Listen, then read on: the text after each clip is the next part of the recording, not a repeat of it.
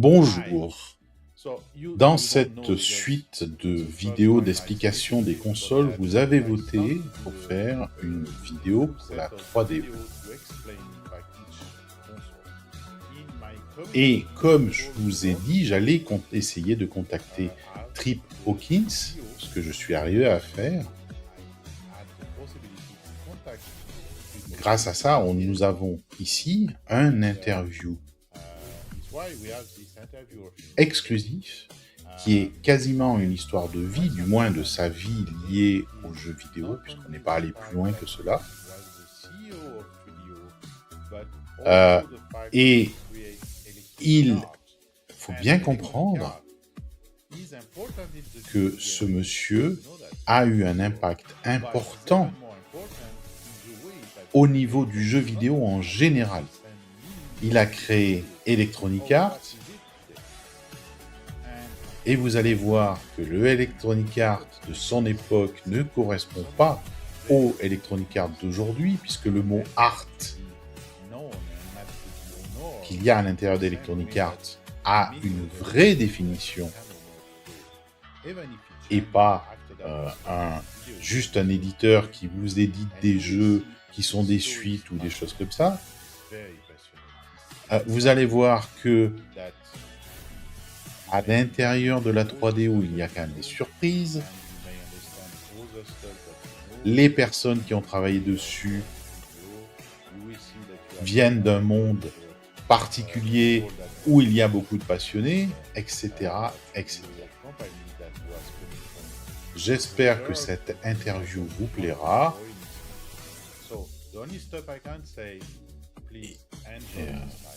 Et c'est tout de suite. Enjoy. Profitez-en bien. Bienvenue Trip, et merci. Merci beaucoup d'être venu sur ma chaîne YouTube pour parler de ce que vous avez accompli dans cette industrie du jeu vidéo. Sérieusement, c'est en grande partie grâce à vous que l'histoire du jeu vidéo existe telle qu'elle est aujourd'hui, et vous y avez eu un impact.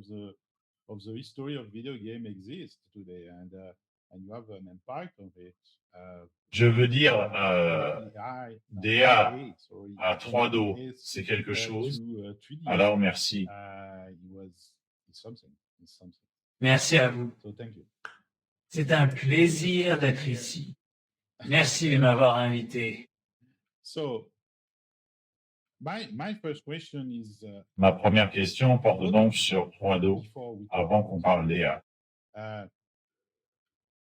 Si vous deviez décrire le projet 3DO, ce qu'il représentait pour vous à l'époque, aviez-vous une vision? Quelle était cette vision? Et c'est bien une question sur 3DO, n'est-ce pas? Oui.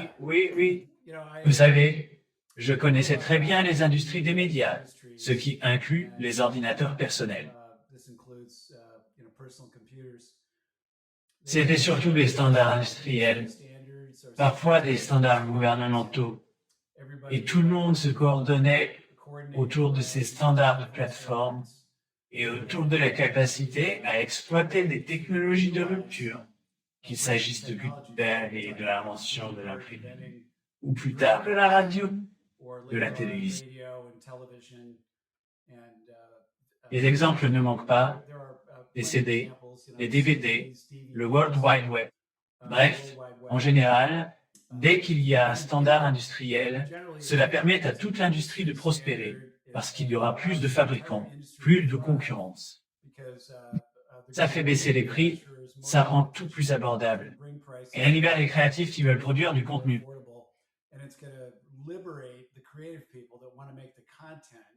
Et les artistes capables de créer ce contenu n'ont pas à supporter beaucoup de frais, ni de coûts de structure, parce qu'ils s'appuient sur une plateforme standardisée. Et ils ne sont pas non plus soumis à de lourdes taxes de plateforme.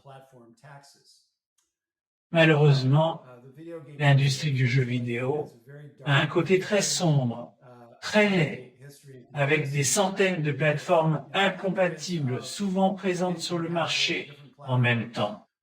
Et j'en ai vu des exemples très étranges au fil des années. Avant d'ailleurs la version du PC d'Amstrad qui était vendue en France dans les années 1980. Elle n'avait pas de disquette 5 pouces 1/4, ni de 3 pouces et demi. Elle avait une disquette de 3 pouces, le seul produit au monde comme ça. Alors, si vous essayez de créer du contenu et que vous devez faire énormément d'ingénierie, juste pour l'adapter aux différentes plateformes, c'est déjà assez pénible. Mais ensuite, Nintendo est arrivé avec son système vraiment fermé, presque comme un mainframe IBM. Presque comme un mainframe IBM, un contrôle total de la propriété intellectuelle. Les jardins clos, malheureusement, ont commencé à apparaître, inspirés par Nintendo. Et bien sûr, nous voilà aujourd'hui. On est un peu coincé avec la même chose, que ce soit la PlayStation, la Xbox, Android ou iOS et l'iPhone. Ils font tous fondamentalement la même chose désormais, chacun à sa manière. Et ce n'est tout simplement pas ce qu'il y a de mieux pour l'humanité. Selon moi, ce qui est le mieux pour l'humanité, c'est que lorsqu'on a un standard, tout le monde peut se permettre de le fabriquer ou de l'acheter. Et les créatifs n'ont pas une foule d'obstacles qui les empêchent d'essayer de nouvelles idées et d'innover en pionnier. Alors qu'à l'époque, en particulier avec les consoles à cartouches comme Nintendo, le coût de fabrication de la cartouche était assez élevé. Toute idée vraiment originale, en dehors des genres logiques et évidents, comme les jeux d'action de style arcade classique. Vous ne pouviez même pas prendre le risque de la tenter sur des plateformes comme Nintendo. Bref, on venait justement de vivre ça avec la Sega Genesis chez EA, où j'avais audacieusement décidé de faire de la rétro-ingénierie pour ne pas avoir à être licencié, à payer beaucoup d'argent par unité, etc. Et je me suis dit, On reviendra sur EA. Je reviendrai sur EA juste après. oui, donc en gros, après ce succès, j'ai compris que les fabricants de hardware allaient me voir venir la prochaine fois. Je ne pourrais plus jamais refaire ça. Et en vérité, au cours des 50, 60 dernières années d'ordinateur à la maison, ce n'est arrivé qu'une seule fois. Il n'y a eu qu'un seul projet de rétro-ingénierie vraiment réussi dans toute l'histoire. Alors j'ai réalisé, ok, c'est un coup unique. Je ne pourrais plus jamais le refaire. Comment m'assurer que les fabricants de hardware ne vont pas simplement chercher à se venger de moi? Et beaucoup de fabricants de hardware à qui je parlais, hors Sega et Nintendo, me demandaient « Qu'est-ce qu'on devrait faire ?» Parce qu'on était vers 1990 et ils avaient clairement besoin d'être guidés. Ils fabriquaient, disons, des PC de bureau assez ennuyeux, sans avoir vraiment réfléchi aux médias, à la créativité et au marché grand public. Ils voudraient du divertissement, de l'éducation, toute une variété de choses pour différents types de personnes, à différents âges, etc. Et j'ai réalisé, waouh, je pourrais peut-être créer un standard comme Dolby Labs l'a fait avec l'audio, assumer les coûts de R&D associés, puis en faire une plateforme standard de l'industrie que beaucoup de fabricants. Et ça s'est avéré bien plus vaste et plus compliqué que tout ce que j'aurais pu imaginer.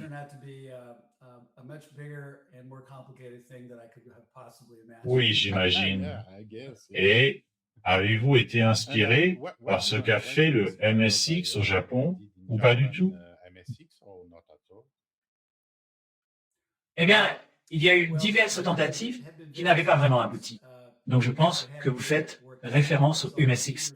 C'est ça? Voilà. Oui, exactement. Oui, ça a effectivement fait beaucoup de bruit au Japon pendant quelques années.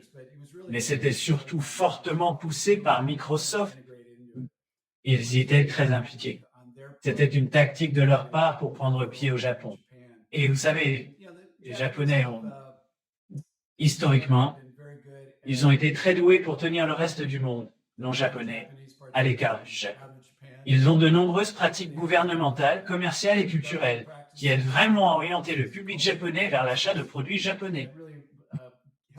C'est bon pour les moyens de subsistance de tous. Ça maintient tout le monde au travail. On peut donc le comprendre, en un sens. Beaucoup de pays. Certains pays, dont la France, ont adopté ces méthodes. Bref, je crois que c'est toujours vrai.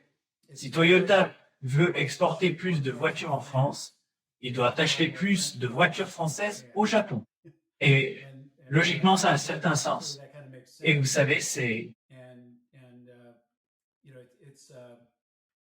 intéressant d'observer comment toutes ces entreprises dans tous ces pays ont essayé de manœuvrer pour exporter leur technologie de façon rentable vers d'autres pays. Mais je pense que le MSX, vous savez, elle va aller bien loin pour certaines de ces mêmes raisons. Oui, oui. Mais ma question, c'était plutôt que l'idée du MSX est proche de l'idée de 3DO. Était-ce une source d'inspiration, d'une certaine manière, ou pas du tout? Je dirais que le MSX était plus proche de l'idée du PC. Vous savez, le PC compatible IBM. C'était une façon pour Microsoft d'essayer d'étendre leur M16-DOS. Leur empire, qui bien sûr est devenu pour eux un énorme monopole, parce qu'ils avaient tellement de fabricants derrière eux. D'accord. Parlons d'EA maintenant. Donc, juste avant EA, vous étiez chez Apple et vous avez quitté Apple pour créer EA. Et à l'époque, je ne pense pas qu'il y avait beaucoup de sociétés de jeux vidéo. Alors, pourquoi cette idée d'Electronic Arts? Pourquoi vouloir créer une société de jeux vidéo en quittant Apple? Et pourquoi? Tout simplement, pourquoi? Eh bien, à l'origine, l'idée m'était venue dès 1970, quand mon père m'a emmené chez un ami et que j'ai pu voir ce qui était probablement le premier ordinateur personnel au monde, assemblé à partir d'un kit par un ingénieur brillant. Je voulais créer des jeux de simulation sportive. Mais pour le sport, avec une énorme quantité de données, de tableaux, de recherches dans des tables, un peu comme tout ce qu'on fait quand on joue à D et D, il faut beaucoup de mémoire et de consultation de table. Sauf que ce sont les humains qui doivent faire office d'ordinateur. Il y a donc une lourde charge administrative. J'ai commencé à concevoir ce genre de jeu de sport quand j'étais adolescent. Et j'ai remarqué que mes amis lassaient d'avoir le rôle de l'ordinateur et ils filaient au salon voir ce qu'il y avait à la télé. Et il y a eu une sorte de double déclic en voyant ce phénomène. Je me suis dit, ils sont attirés par la télévision. Il y a plein de belles images, de la couleur, de l'animation, du son. C'est une expérience audiovisuelle. Et oui, c'est à ça que je me mesure. Puis j'ai goûté à mon premier ordinateur et j'ai compris, ah, voilà comment on fait. On prend toutes ces données, tout ce qui a besoin de mémoire, et on met ça dans la boîte, dans un ordinateur. On a un écran, et on y peint de belles images comme à la télévision. J'en étais donc conscient dès le début des années 1970. C'était quelque chose que je voulais faire. Et je voulais créer des jeux. La seule raison pour laquelle je suis allé chez Apple, c'est que je voulais devenir un fondateur qui réussit, parce que j'avais déjà tenté ma chance adolescent. Je m'en étais mal sorti, mais c'était une expérience exaltante. Je voulais redevenir entrepreneur, mais cette fois en faisant les choses bien. Je me suis dit, OK, je dois en apprendre plus sur le business. Et pour ça, je vais devoir passer du temps à travailler pour des gens très intelligents, des dirigeants qui savent gérer leur entreprise et dont je pourrais apprendre. Voilà pourquoi je suis allé chez Apple. Premièrement, parce que c'était les plus brillants. Ils allaient clairement aller loin. Et c'était une toute petite boîte de rien du tout. Ils n'avaient vendu que quelques milliers de machines quand je suis arrivé. C'était surtout un marché de hobbyistes. Donc ce n'était vraiment pas une grande entreprise. Et je sentais simplement que c'était le produit le plus séduisant de sa catégorie. Et ce sont les gens les plus intelligents, de la catégorie. C'est en les rejoignant que j'apprendrai le plus. Et si je pouvais les aider à faire entrer davantage de ces machines dans les foyers, ça s'alignerait avec mon plan. Dès 1975, je m'étais fixé comme objectif de lancer Electronic Arts en 1982. Cela tenait à certaines informations que j'avais obtenues sur l'état de la technologie à cette époque. Et heureusement, parce que je ne pense même pas que j'aurais entendu parler d'Apple si je n'avais pas rompu avec une petite amie à Boston et décidé de ne pas aller à la Harvard Business School, où j'avais pourtant été admis.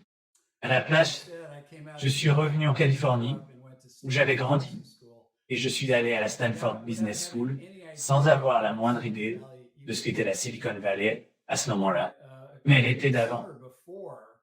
Je travaillais à Santa Monica et un collègue est arrivé en me parlant de ce qui s'est avéré être littéralement le premier magasin d'informatique au monde. Il me vendait de petits kits et le louait des terminaux mainframes qu'on pouvait importer chez soi pour se connecter par modem au mainframe de son bureau.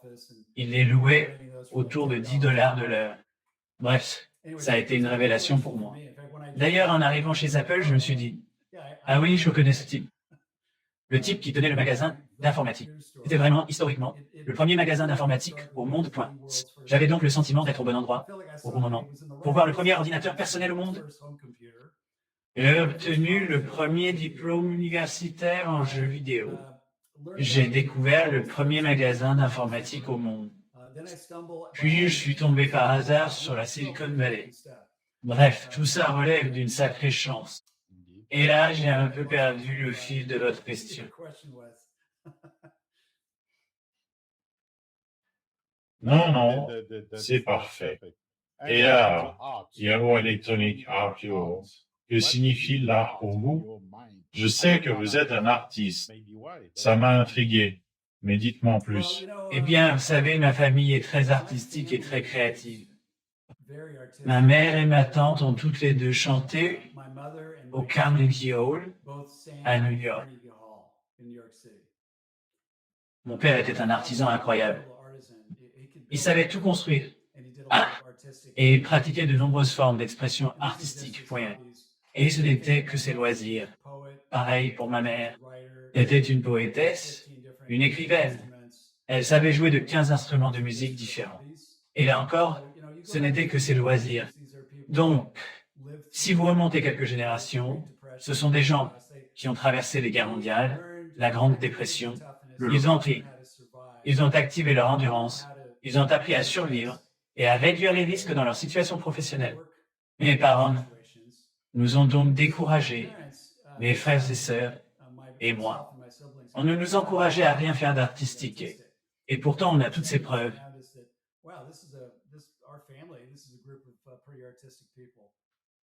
J'avais donc cette sensibilité. J'ai toujours été un très bon élève en art à l'école. Et mes parents ne m'ont jamais dit « Tu es vraiment créatif, tu es très artiste. » Et ils m'avaient imprimé ça. Et ils voulaient que j'obtienne un emploi d'entreprise bien plus prévisible et stable, ou que je devienne un professionnel établi. Ils auraient été contents que je sois avocat ou médecin. Bref, j'ai 24 ans. C'est ma première année chez Apple, et mon patron vient me voir après une présentation que j'avais faite devant l'entreprise. Et il me dit, « Tu sais, Trip, tu es vraiment créatif. » Personne ne m'avait jamais dit ça. Sauf que c'était Steve Jobs qui me le disait. Ah, c'est bien ça. Et je le connaissais assez bien à ce moment-là. Je me suis dit, lui, il sait de quoi il parle. Il saurait reconnaître la créativité. Oui, exactement. Pour moi, c'était waouh. J'ai eu le sentiment qu'il m'a posé un tampon d'approbation et ça a été un beau réveil. Mais la créativité avait toujours été là. La créativité est l'une de ces capacités humaines fortement influencées par l'ascendance pointue. Il y a eu des milliers et des milliers d'études sur les jumeaux, où l'on cherche ensuite à comprendre, après coup, en quoi ces personnes ont-elles fini par se ressembler.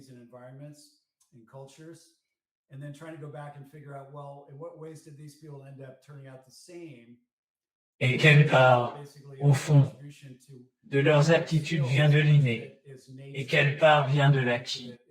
Il s'avère qu'il y a toujours une contribution génétique à n'importe quelle capacité humaine. C'est ce qui fait de nous les humains par définition. Mais certaines choses, la créativité en fait partie, le talent artistique, l'aptitude aux maths, aux sciences dures, le leadership, la capacité à prendre des risques, ce sont des choses qui tendent toutes à être plus fortement influencées par votre génome. Et ça peut vous affecter en bien comme en mal. Oui, clairement, nous avons tous des forces et des faiblesses, du fait de notre ensemble unique de 4000 gènes sointements. Quand on est jeune, on ne sait rien de qui on est. Et mes parents ne m'ont pas beaucoup aidé là-dessus. Ils ont créé la classique petite enfance névrotique que la plupart d'entre nous, avec des doses raisonnables, de traumatisme d'enfance. Et bien sûr, on n'en a même pas conscience en grandissant parce que l'ego a tout refoulé et enfoui dans l'inconscient. Il y a donc beaucoup de choses qu'on ignore. J'ai passé la moitié de ma vie inconscient. Et durant la seconde moitié, j'ai vraiment travaillé dur à devenir conscient et à vraiment mieux me comprendre. Et c'est parce que, 3Do étant en quelque sorte la pièce maîtresse de toute cette histoire, j'ai fait preuve d'un très mauvais jugement, pris de très mauvaises décisions, tant dans ma vie professionnelle que personnelle. Dans la quarantaine, j'ai traversé les classiques crises de la quarantaine comme beaucoup de gens. Et l'une des choses que j'ai fini par remarquer sur l'histoire de ma vie, c'est qu'avant ça, j'avais enchaîné une série gagnante de 25 ans. Point. Et pourtant, j'étais en réalité plutôt malheureux bien trop souvent. Là encore, simplement parce que je n'avais pas vraiment démêlé mon psychisme. Et après avoir traversé la quarantaine, j'ai heurté pas mal de dos d'âne et craché quelques avions. C'est devenu le projet de toute une vie. Éplucher vraiment les couches de mon identité, apprendre à me connaître et me soigner. Vous savez, trouver comment compenser mes faiblesses et tout simplement être meilleur à la fois comme professionnel et comme être humain, heureux et stable. Et ça a été un vrai bonheur. C'est tout un cheminement. J'y suis encore. C'est un cheminement que tout le monde a besoin d'entreprendre. Et c'est intéressant parce que ma question suivante porte justement sur ce qu'est devenu EA par rapport à la façon dont vous l'avez créé.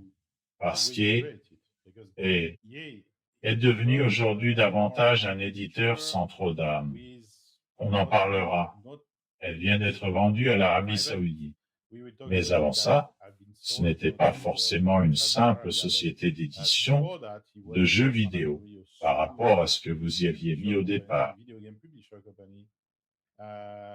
Pouvez-vous nous en dire un peu plus ce que vous en pensez? J'ai eu l'occasion, à Harvard comme à Stanford, durant ma période universitaire, de travailler avec certains des pionniers mondiaux qui élaboraient l'idée qu'une organisation d'entreprise pouvait avoir une culture. Et une culture, c'est un groupe de personnes qui partagent les mêmes valeurs et croyances et qui les transmettent d'une génération à la suivante. Donc, normalement, dans l'histoire humaine, on se dit, oui, les familles font ça, les religions font ça, les groupes ethniques font ça. C'est là qu'on le retrouve le plus souvent. Et en général, dans une organisation d'entreprise, ce qu'on a comme choix d'ordinaire ne sont pas vraiment de bons choix. L'autocratie, vous savez, une seule personne aux commandes, comme un dictateur qui dit à tout le monde quoi faire. Et l'autre, c'est la bureaucratie. C'est trop gros. On ne peut pas avoir un seul dirigeant qui dit à tout le monde quoi faire. Il faut donc tout un tas de règles, de réglementations, et ce qu'on appelle la paperasse, ou les petites mains de l'organisation, dans les deux cas, sont essentiellement programmées pour exécuter des tâches. Et ils n'apprennent pas vraiment, ne se développent pas en tant qu'individus, parce qu'on ne les traite pas comme des gens incroyablement intelligents, incroyablement capables, polyvalents, dotés de toutes sortes d'aptitudes. On ne les encourage pas à penser par eux-mêmes. On ne les encourage pas à expérimenter, à faire des erreurs, à en tirer des leçons et à aider toute l'organisation à s'améliorer. Alors que si vous avez une culture avec les bonnes valeurs et que vous ne recrutez que des gens qui ont déjà ces valeurs, parce que, voyez-vous, on ne peut pas vraiment changer les valeurs des gens. Vous ne voulez pas embaucher des gens pour ensuite essayer de les endoctriner. Ça ne mène personne nulle part. J'étais donc toujours dans cet alignement et j'en avais appris suffisamment sur le plan académique. Si bien qu'en arrivant chez Apple, j'étais capable de dire « Voilà, c'est exactement de ça qu'on parle. Je viens, c'est le genre de culture qui peut faire une entreprise vraiment épique. » Et bien sûr, c'est arrivé par accident. Personne ne l'avait fait consciemment. C'est simplement qu'au tout début d'Apple, quand c'était tout jeune, c'était une activité hyper risquée. Il n'y avait pas de modèle économique moyen. Il n'y avait pas de marché. Alors pourquoi rejoindre cette entreprise? Parce qu'au fond, tous ceux qui sont arrivés dans ces tout premiers jours comme moi, nous partagions la même mission et nous étions passionnés par ce que cela pouvait devenir. Et le risque nous était égal. Là encore, ce sont des traits de personnalité. Nous formions une tribu réunie autour des mêmes valeurs. Et puis, et bien sûr, quand Apple a commencé à connaître le succès,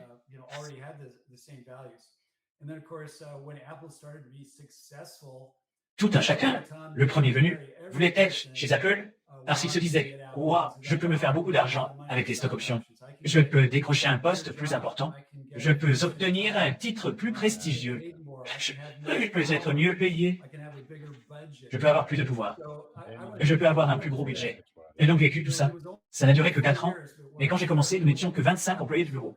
Quand je suis parti 4 ans plus tard, nous étions 4000 salariés en tout point. Et j'ai pu voir à quel point tout a changé en passant de 100 à 500, puis à 1-0, puis à 2000 secondes. Et j'ai vu les valeurs s'éroder, en partie parce qu'un département était dirigé par quelqu'un qui venait de HPE. Ils ont donc embauché un tas de gens de HP qu'ils connaissaient. Et ce département avait la culture HP.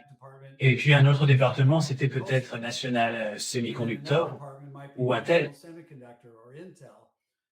Et ça commençait à fragmenter Apple. Je suis allé voir les fondateurs et je leur ai dit « Écoutez, vous ne vous en rendez même pas compte parce que vous n'avez pas fait exprès. » Mais oui, nous avons créé une culture. Nous avons des valeurs communes. Je pense que nous savons tous à peu près quelles sont ces valeurs, mais nous sommes en train de les perdre. Et voici ce que vous, les fondateurs, devez faire. Ils m'ont regardé et m'ont dit « Frick, c'est une excellente idée, mais nous sommes trop occupés. Alors nous voulons que ce soit toi qui le fasses. » Donc, d'accord.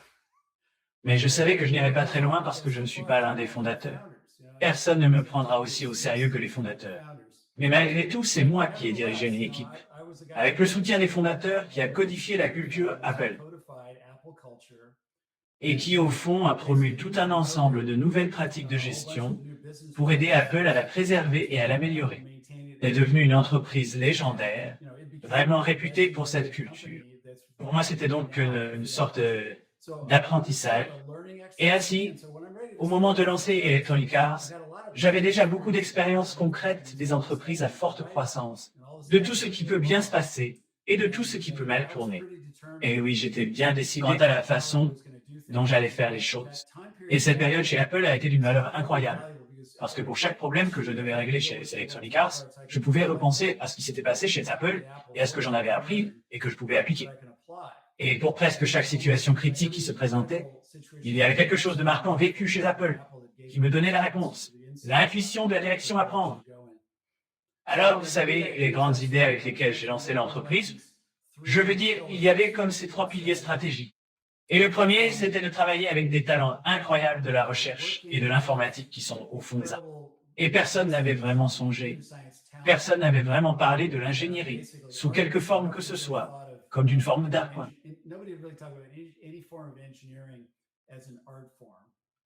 Il y avait un plus une orientation fonctionnelle qu'une démarche follement créative. Et je travaille tout simplement avec ces brillants spécialistes du logiciel, des gens comme Bill Atkinson et Larry Tesler, et Steve Jobs en faisaient évidemment partie. Plusieurs personnes que je connaissais bien de l'équipe Mac et plutôt de l'équipe Lisa.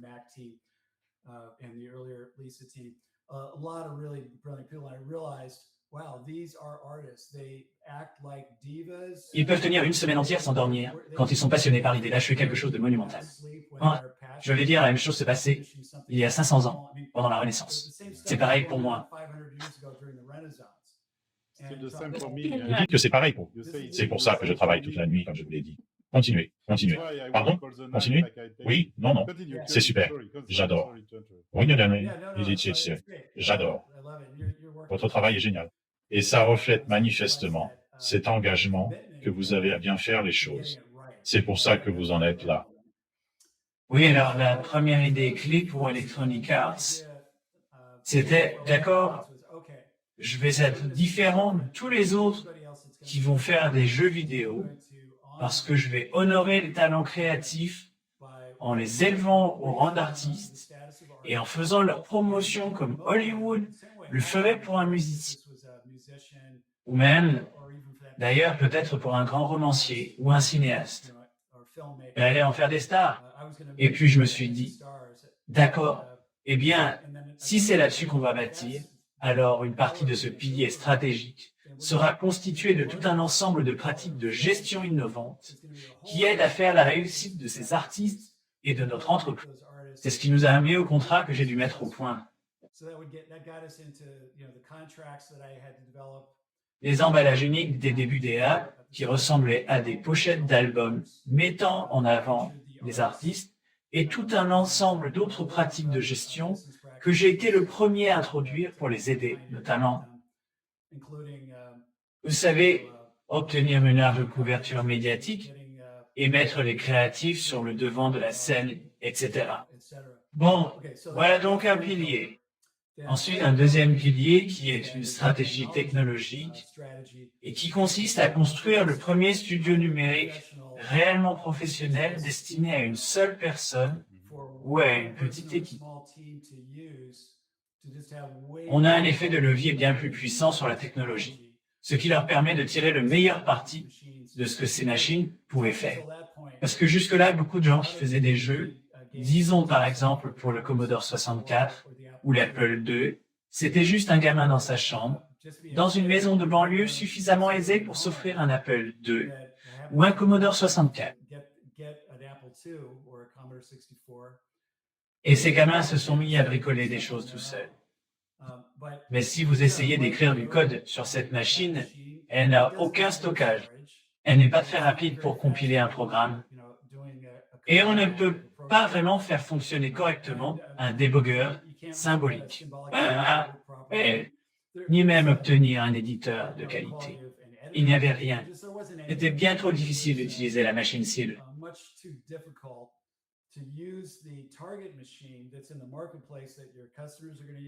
Si vous utilisez cette machine cible comme station de développement, vous êtes vraiment limité. Alors, vous savez, nous sommes passés à un PC haut de gamme, un IBM PC, et nous avons assemblé une suite d'outils logiciels et créé de nouveaux outils logiciels. Par exemple, ce qui est arrivé plus tard sur le marché comme produit grand public ou professionnel, sous le nom de Deluxe Paint-Moi. Vous savez, à l'origine, ça a commencé comme un produit interne pour nos artistes. Et puis Tim Mott, à son crédit, s'est dit, tiens, on pourrait sans doute tout simplement vendre ça à tout le Oui, monde. c'est exactement ce qui se passe. J'ai beaucoup de jeux, le créateur du jeu qui fait le jeu. Oui, oui. Voilà donc le deuxième pilier. On va vous donner la Ferrari des outils de développement. C'est donc un autre aspect de la façon dont nous allons soutenir ces artistes du logiciel. Et puis le troisième pilier, c'était, je vais faire ça comme Hollywood, et nous n'allons passer par aucun distributeur. Nous allons vendre les produits directement aux détaillants. De cette façon, nous sommes plus proches du public, et nos messages marketing auront plus de chances d'être vus par le public.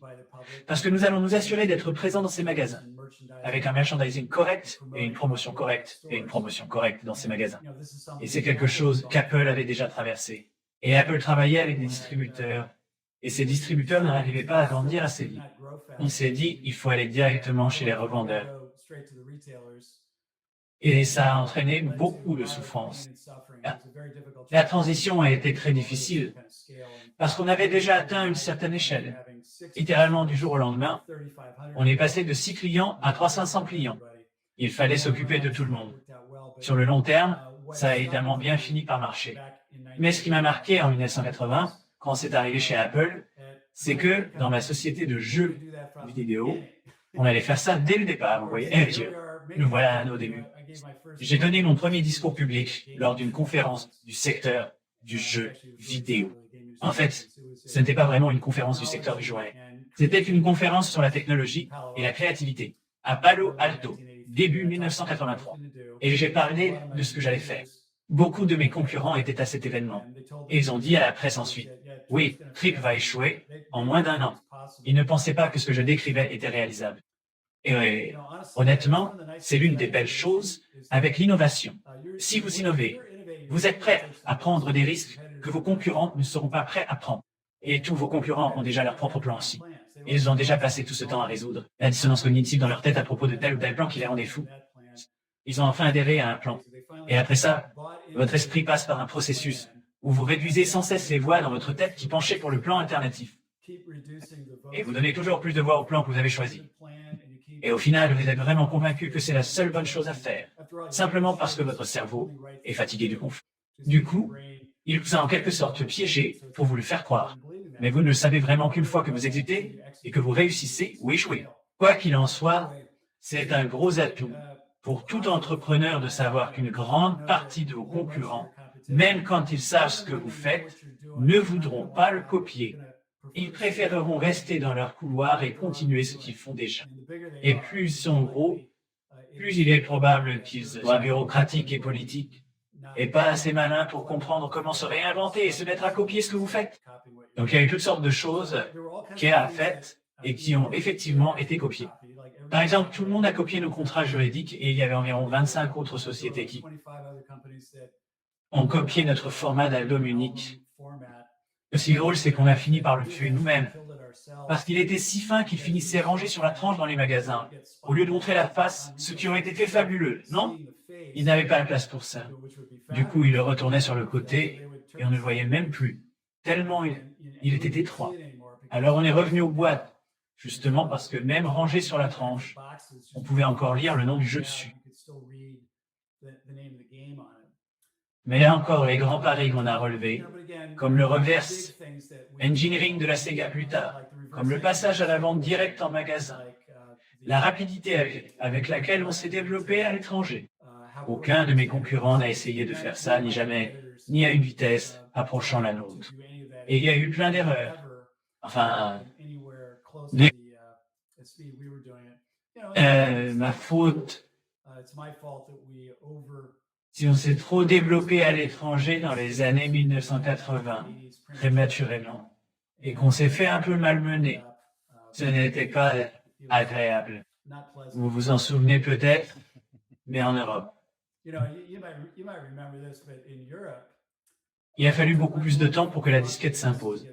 Donc avant ça, il fallait faire les jeux sur cassette audio. Exactement. Oui. Et le pauvre consommateur devait utiliser un magnétophone pour faire jouer le son du jeu. Exactement. C'était encodé en analogique. On prenait le code du programme, on l'encodait en analogique, puis on jouait le morceau dans un convertisseur analogique numérique dans la machine. Et là, la machine, avec un peu de chance, ne faisait aucune erreur et disait « Voilà votre code de programme. » Maintenant qu'on peut lancer votre programme. C'était assez absurde. J'avais un désir, oui. C'est exactement ça. Bon, d'accord. Vous m'avez dit que votre objectif initial chez EA était de faire un jeu vidéo de sport. Et l'un des plus célèbres portait sur Madden. Madden, d'accord. Et Madden, c'est pas quelque chose qu'on a beaucoup en France, parce qu'on n'a pas le football américain comme vous l'avez aux États-Unis, d'accord. Mais Evan, c'est très important. Et pour vous, c'est important. Et ils vont faire un film là-dessus. Pouvez-vous tout nous expliquer à ce sujet? Parce que je sais que vous voulez en parler. Oui, ça m'enthousiasme beaucoup, Amy. GM Studios allait sortir plus tard cette année, et ça s'appelle simplement Madden. Et John Madden a eu un impact considérable sur la culture mondiale. parce que c'était un type tellement intelligent et tellement brillant en tant qu'entraîneur. Mais quand il est devenu commentateur et qu'il a touché un public bien plus large, il a créé en quelque sorte plusieurs personnages différents qu'il jouait et qui relevaient un peu du jeu d'acteur. Et il a accentué certains traits de sa personnalité pour se rendre plus grand que nature. Et aussi, en parlant à son public, il était plus inclusif. Ouais. Il savait comment ne pas le submerger de jargon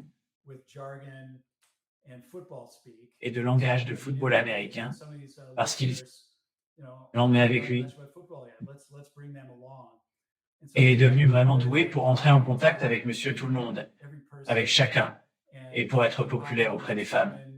Ce à quoi, là encore, on ne s'attendrait pas de la part d'un commentateur de football américain. C'était donc un type vraiment remarquable, et il a été une véritable figure paternelle pour moi. C'était un vrai... Je suis tellement heureux de l'avoir connu et d'avoir eu la chance d'apprendre de lui et de grandir en tant que personne. Et je suis encore très proche de sa famille, des gens formidables et vraiment incroyables. Bref, donc il y a ce film en préparation. Le réalisateur du film a aussi réalisé un film à grand succès que personnellement j'aime beaucoup. Il s'appelle Silver Linings Playbook. Et puis il y a un autre film, je crois qu'il s'appelle Casino, qu'il a réalisé et qui a très bien marché. Bref, il s'appelle David O. Russell. Il a fait pas mal de films. Et j'ai bien eu une réunion avec lui. Mais sinon, vous savez, je n'ai pas vraiment été impliqué dans le projet. Mais ils ont choisi John Mulaney, l'acteur comique. Tous mes enfants l'adorent. Donc ils sont ravis que John Mulaney joue dans ce film. Et c'est un de ces honneurs qu'on n'imagine pas, enfant.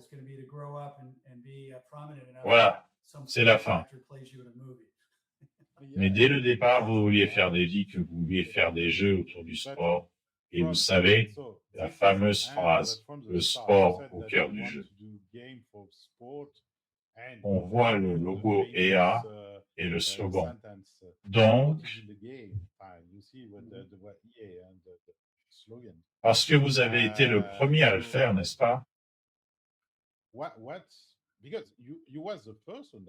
À faire du sport et des jeux vidéo? Vous savez, c'était vraiment mon projet de passion personnelle. C'était littéralement mon hobby. C'est encore mon hobby aujourd'hui. Et quand j'ai écrit le premier business plan d'Electronic Arts, je l'ai minimisé parce que je ne savais pas quelle serait la taille du marché. Je ne voulais pas le surévaluer. Je n'avais encore rien réalisé dans ce domaine. J'avais déjà des idées, mais ça n'a eu droit qu'à 2 phrases dans tout le business plan. Et je savais déjà, même à l'époque,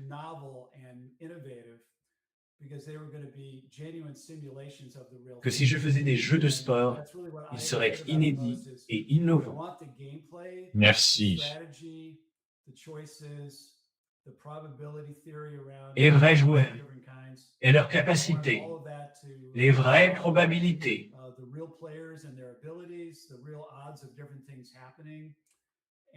Que telle ou telle chose arrive, et puis faire en sorte que tout cela se déroule d'une manière qui donne absolument l'impression d'être la réalité, et vous mettre aux commandes, où vous pouvez être l'entraîneur de l'équipe, le propriétaire de l'équipe, et l'une des stars de l'équipe, et en prendre le contrôle. Donc, encore une fois, donner aux joueurs le pouvoir d'agir, lui donner le pouvoir. Ouais. Oui. Oui. Et beaucoup d'argent. C'est quelque chose qui n'arrivera pas à la plupart des gens. Mais pouvoir le faire et avoir le fantasme de le faire, prendre les décisions, recevoir le retour des résultats, ajuster ses plans et progresser dans sa capacité à bien y arriver, c'est très amusant.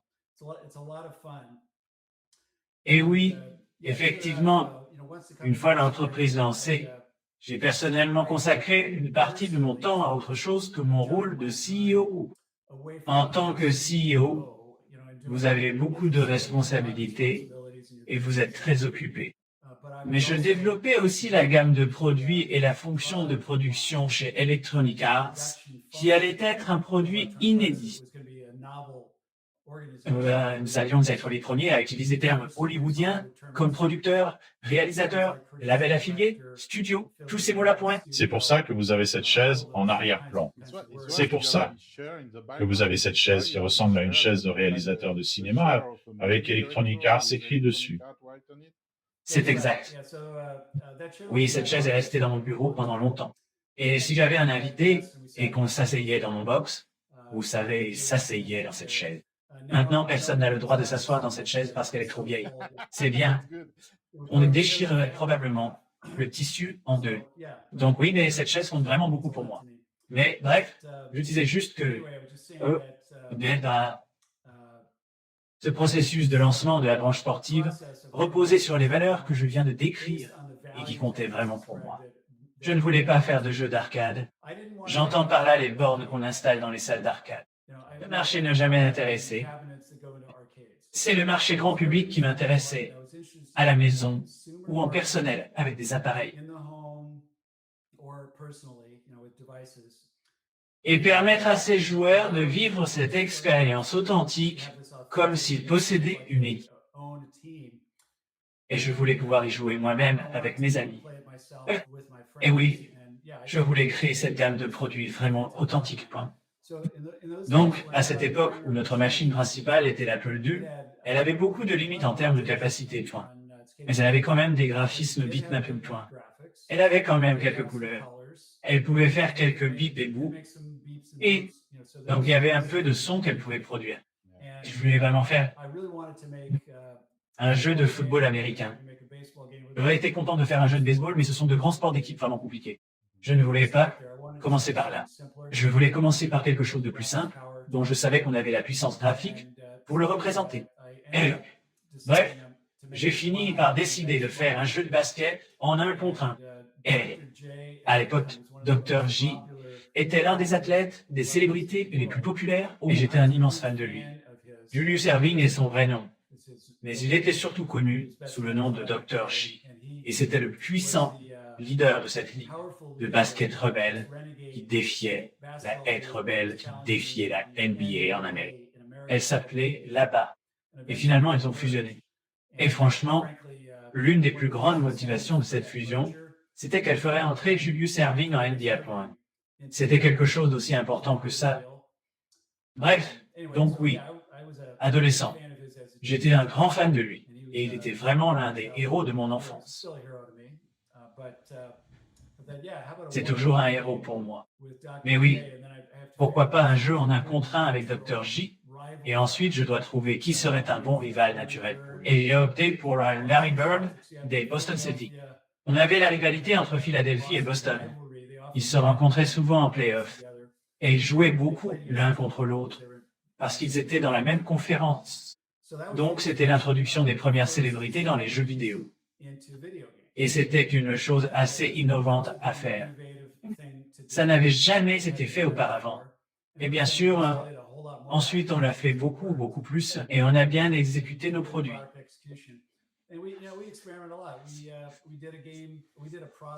Et on en a beaucoup expérimenté. On a fait un jeu, on a fait un produit, devrais-je dire, même en Europe avec le football, avec FIFA P1. On a fait un produit avec Timothy Leary, le gourou du LSD. Donc tout n'a pas marché, je dirais, commercialement. Mais Chuck Yeager, tous nos produits d'aviation, c'est le gars qui a franchi le mur du son et qui était pilote de P-51 pendant la Seconde Guerre mondiale. Un héros vraiment formidable.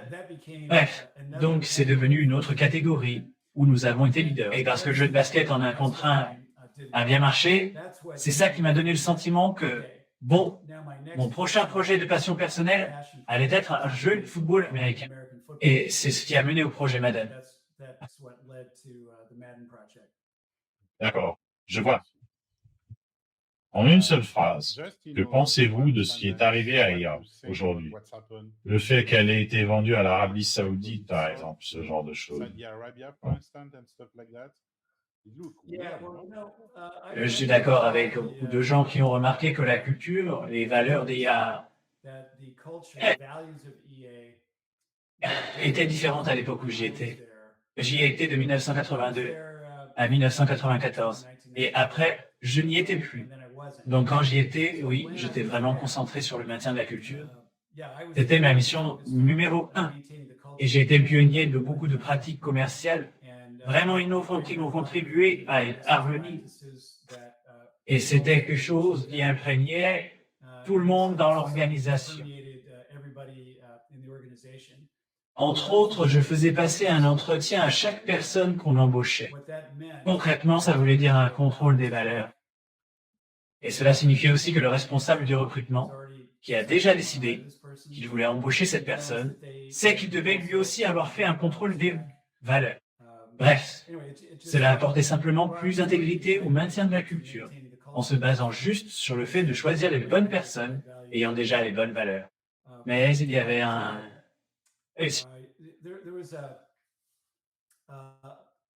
langage à l'époque dans les métiers des médias où les gens parlaient de deux types de personnes différentes, les costumes et les queues de cheval. Et les costumes étaient appelés costumes parce qu'ils portaient costume et cravate et étaient en quelque sorte très linéaires, obsédés par les chiffres financiers et ce genre de choses entières. Et puis les queues de cheval.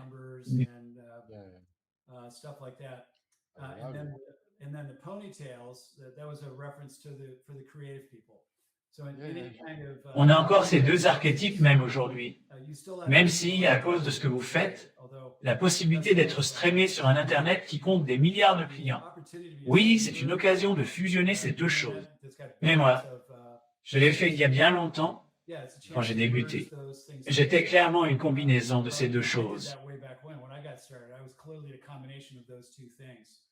Donc je pouvais m'habiller en costume, je pouvais partir en roadshow, je pouvais lever des fonds, je pouvais avoir une couverture médiatique. Ce sont des facettes du travail d'un costume.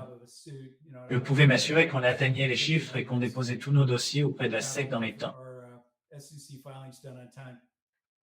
Mais j'étais en réalité bien plus en phase avec les queues de cheval. Et c'est vraiment ce que je suis au fond. Au fond, je suis un créateur. Et j'adore être entouré d'autres créateurs et artistes. Je suis allé faire une promenade de 2 heures avec un de mes amis. Hier, il se trouve un sculpteur à la retraite. Et il a enseigné à l'université de l'Indiana pendant des décennies. En tant que figure de proue de la sculpture, en tant que forme d'art.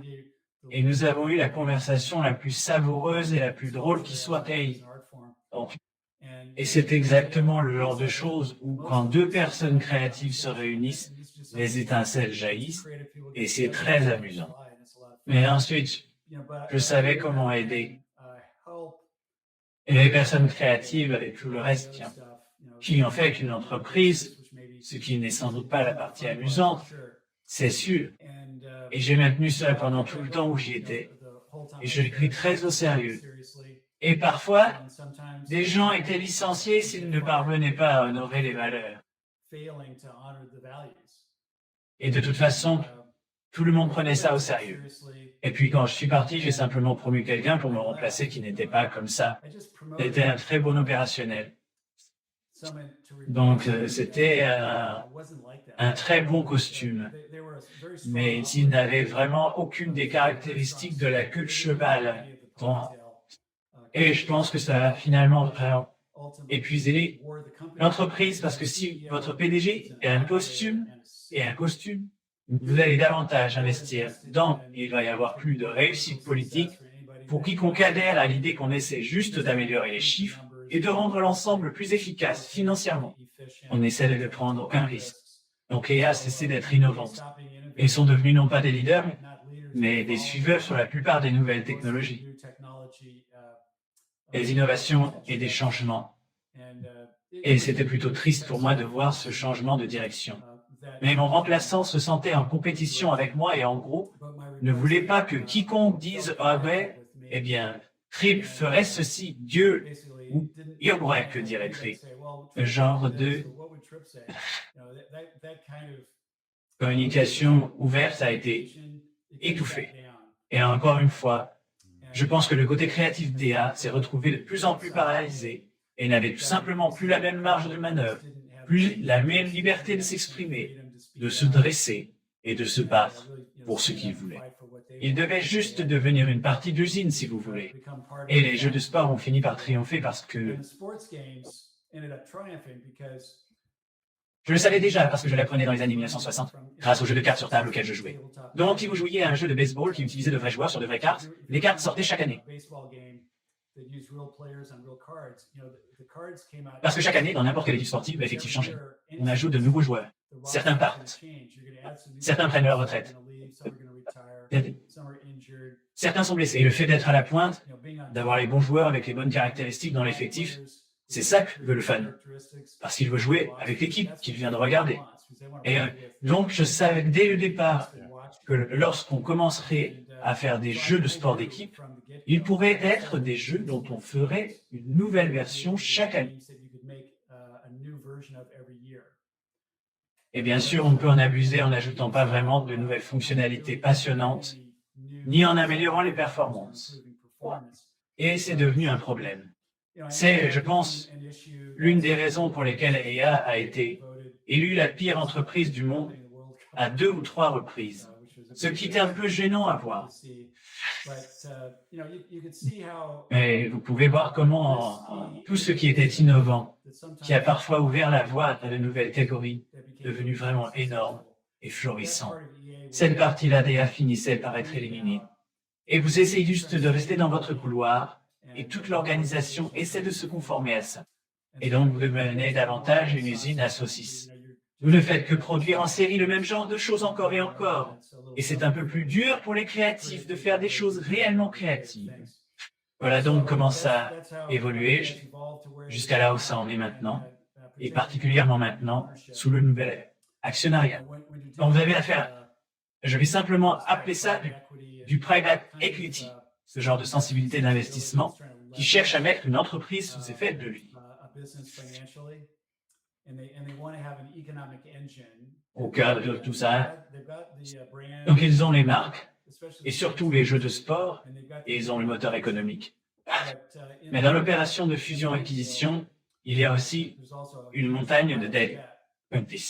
Donc si vous avez de la dette et que vous avez des paiements d'intérêt, ça va encore plus brider la capacité de quiconque dans l'entreprise à être créatif. Donc, je pense que ça donne simplement une nouvelle étape où ça devient plus corporel. Vous savez, avec plus de costumes et moins de queue de cheval. Point. J'aimerais croire le contraire. J'espère que ça ne va pas se passer comme ça de vrai. C'est l'impression que ça donne. Peut-être qu'ils vous appelleront pour vous demander conseil. Ce serait sympa. Pour être honnête avec vous, si j'étais à leur place, c'est ce que je ferais.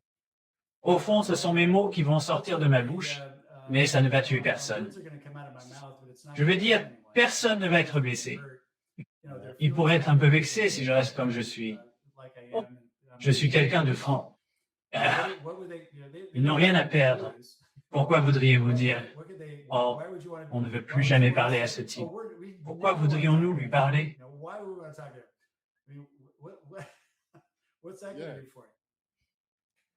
Bon. Donc après EA, on en arrive cette fois à 3Do. Et comme vous l'avez dit, c'était votre idée d'essayer de mettre au point une sorte de hardware sur lequel vous n'auriez pas à payer et d'avoir une plateforme permettant aux développeurs de gérer tout ça. Pouvez-vous nous en dire plus depuis le début? Qu'est-ce qui s'est passé, la façon dont vous l'avez fait, toutes ces étapes, toute cette complexité? Parce que c'est du hardware, c'est bien plus compliqué que le logiciel. Et je ne sais pas ce que vous voulez. Oui, vous êtes libre de dire ce que vous voulez sur 3Do parce que c'est un peu votre bébé. C'est même plus votre bébé qu'Electronic Arts. Oui. Alors, au début, mon intérêt pour 3Do allait au-delà du modèle économique fondé sur les droits de licence, les plateformes ouvertes et les standards de l'industrie. Ça allait au-delà de ça. C'était le désir d'exploiter, de tirer parti et de démocratiser tout un ensemble de nouvelles technologies.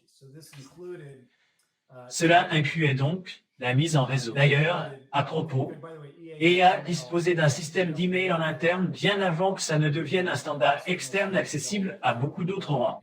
Il y a donc tout un tas de choses qu'on connaissait déjà. On connaissait déjà la mise en réseau. On savait que les lecteurs de CD-ROM existaient, qu'ils avaient des milliers et des milliers de fois plus de capacité mémoire que les disquettes et des débits de transfert bien plus élevés. Et il est vrai que les lecteurs de CD-ROM allaient devoir devenir moins chers à mesure qu'on en fabriquerait davantage, donc on sait que ça va arriver.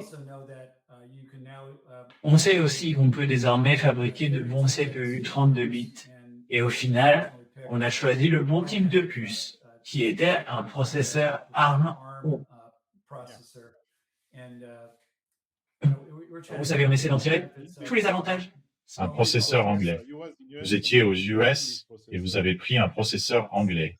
C'est drôle, d'une certaine Mais manière. bon, vous savez, le monde entier est une source.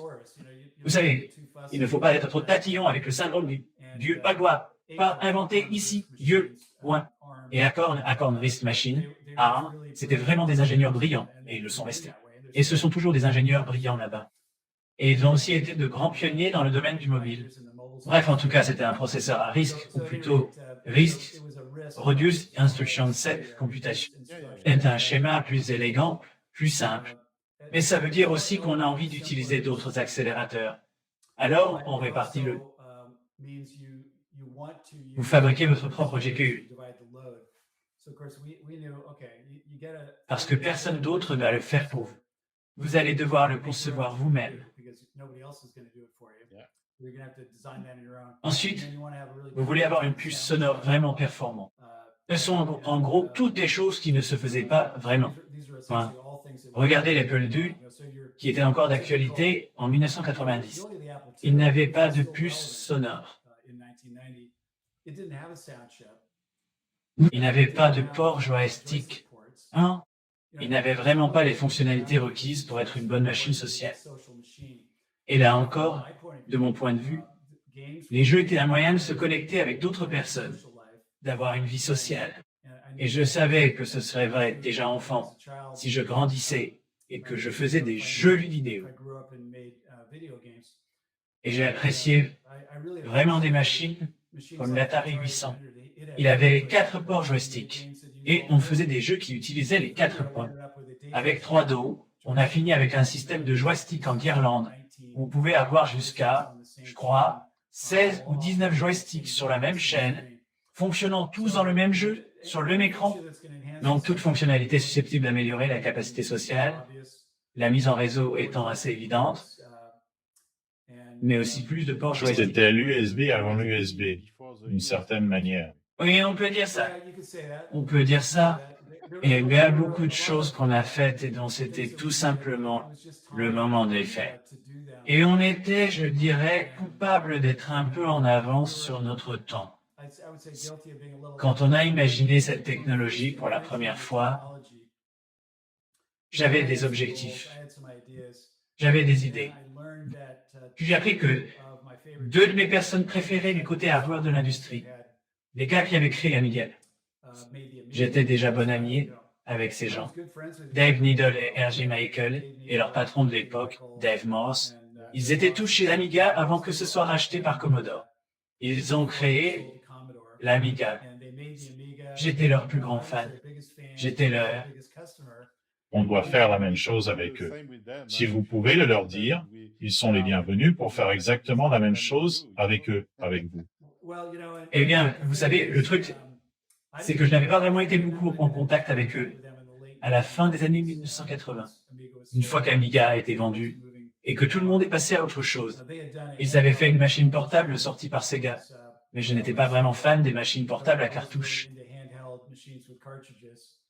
Donc, un peu perdu le contact avec eux pendant quelques années. Et puis me voilà en train de lancer ce nouveau projet. Et j'apprends d'eux qui sont déjà en train de construire plus ou moins ce que je voudrais. Et donc, ils avaient déjà choisi le processeur ARM. Dave Needle avait déjà réalisé une maquette de GPU. Et j'ai pu regarder ce qu'ils avaient déjà et je me suis dit, oui, collaborons, mettons tout ça ensemble et construisons autour de ça. Et bien sûr, beaucoup d'entreprises de hardware me demandaient alors, qu'est-ce qu'on devrait faire? Comment tirer parti de toutes ces nouvelles technologies? Il y avait donc des opportunités pour toutes sortes d'améliorations de la fidélité. Pas seulement le hardware, la qualité et la profondeur des graphismes 3D, mais aussi le son, la musique, l'échantillonnage numérique et bien d'autres choses. Eh oui, 3Do s'est attaqué à tout ça.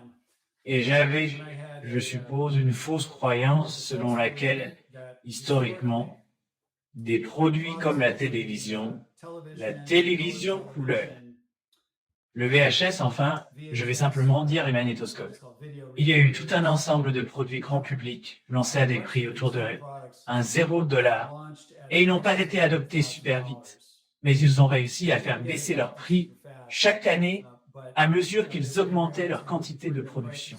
Et le marché a grandi et sont devenus des standards de l'industrie. Et je me disais,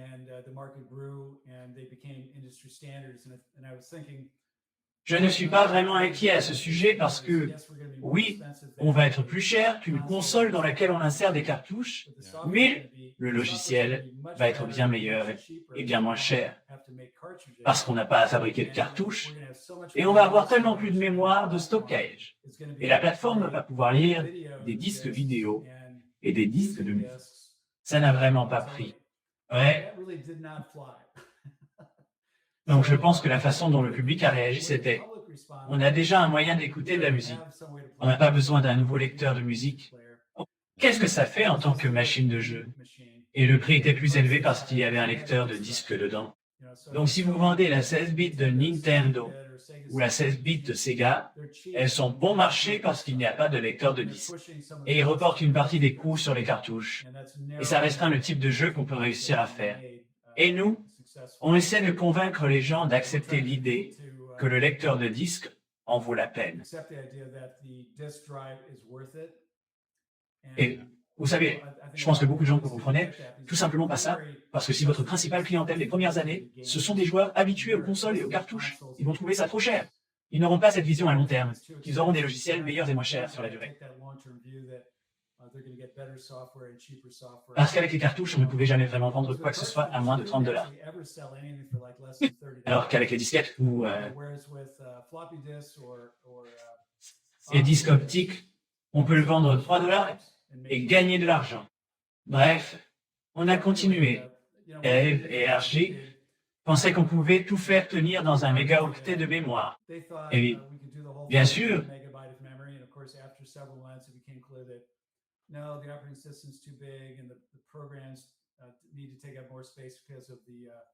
et les graphismes, donc là, il nous faut 2 mégas de RAM et le temps passe encore. Et je me disais, vous savez, il nous faut vraiment 3 mégas de RAM. Et malheureusement,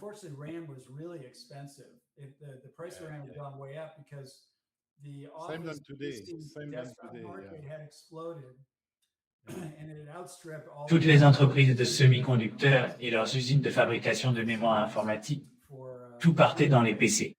Et bien sûr, les clients PC pouvaient payer plus cher pour ça. Et c'est plutôt important pour comprendre au fond pourquoi.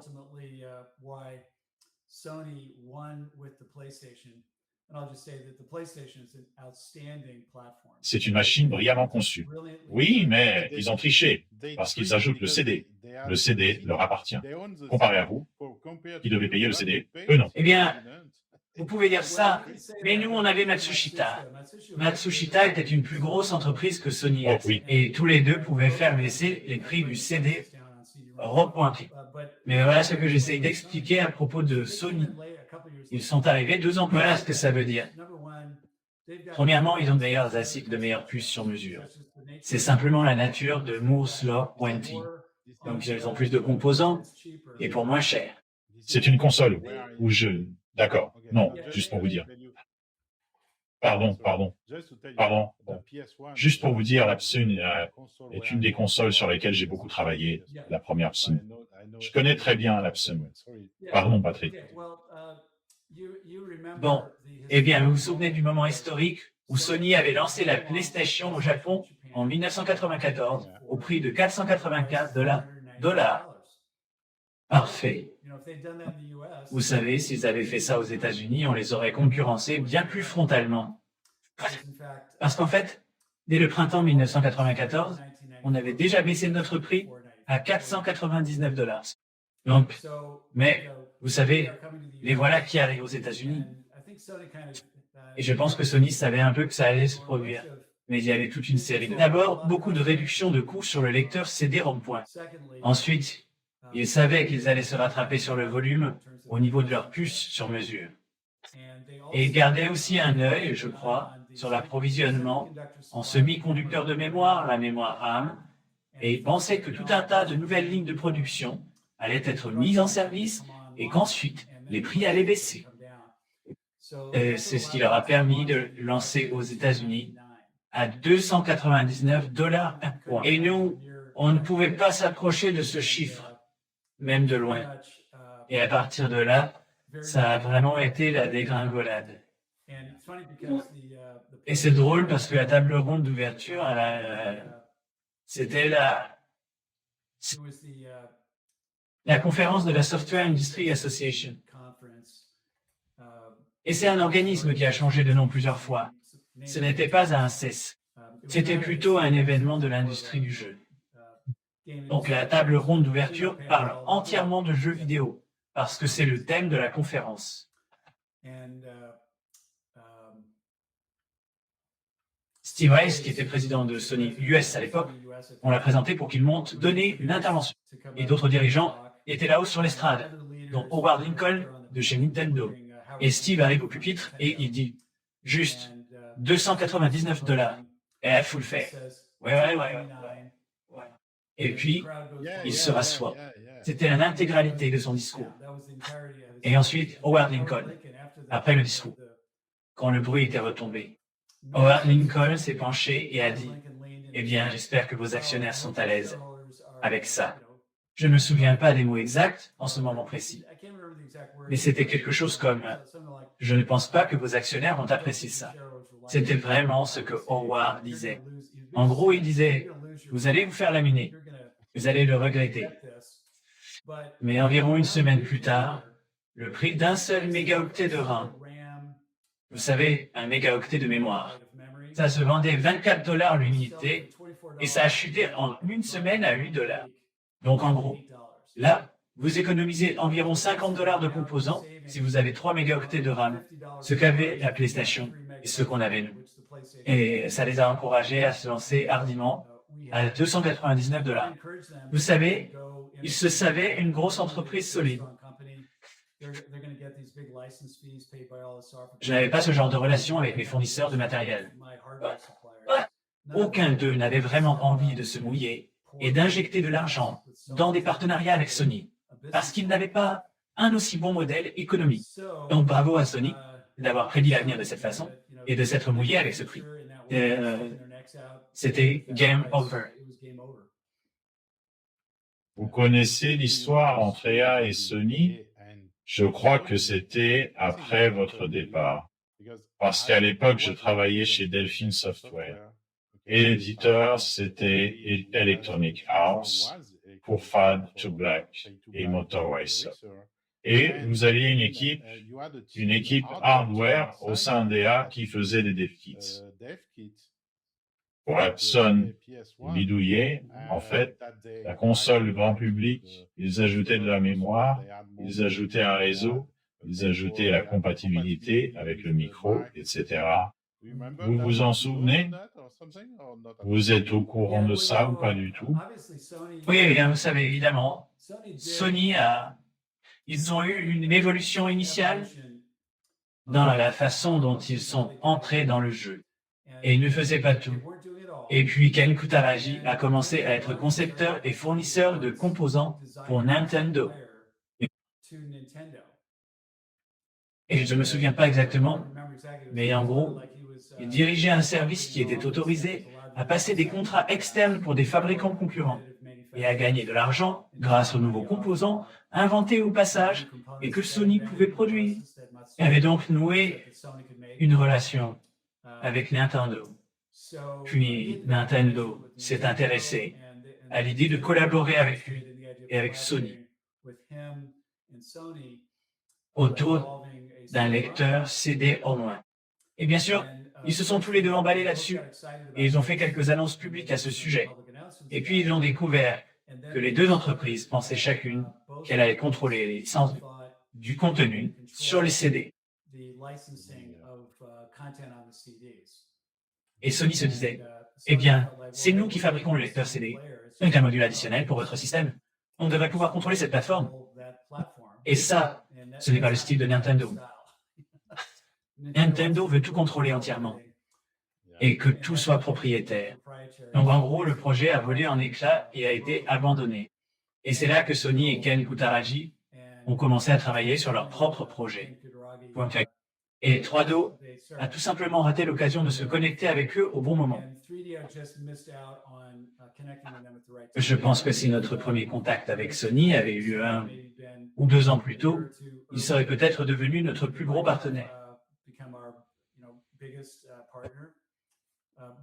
Au moment où j'étais prêt à parler à qui que ce soit de 3Do, vous savez, je n'étais encore pas très avancé, même à cette époque-là.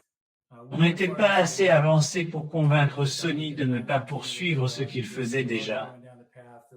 Ils étaient déjà engagés sur la voie qui allait mener à la PlayStation. Exact. Mais je parlais de EA. Il s'est occupé du défi. Oui. Pardon. Sony, manifestement, s'est engagé à un stade assez précoce. Il travaillait dessus très discrètement. Mais il comptait se tourner vers tous ceux dont il pensait avoir besoin comme partenaires stratégiques pour le développement de logiciels et l'édition de jeux de grande qualité. Et il savait qui étaient toutes les entreprises de premier plan point. Et sans aucun doute, ils sont allés tous les voir. Et sans aucun doute, EA a dit, en gros, écoutez, il va falloir nous proposer un accord spécial. Et non, on ne le fera pas. Parce que le fondateur, M. Hawkins, a cette autre plateforme. Et il va falloir nous offrir quelque chose de plus proche de l'accord qu'on a avec 3Do. Parce que premièrement, on fait beaucoup de produits CD-ROM pour 3Do. Et on peut tous les amener sur la PlayStation. Et on pourrait aussi créer de nouveaux produits pour la PlayStation, mais pas qu'ils auraient forcément employé ces mots-là.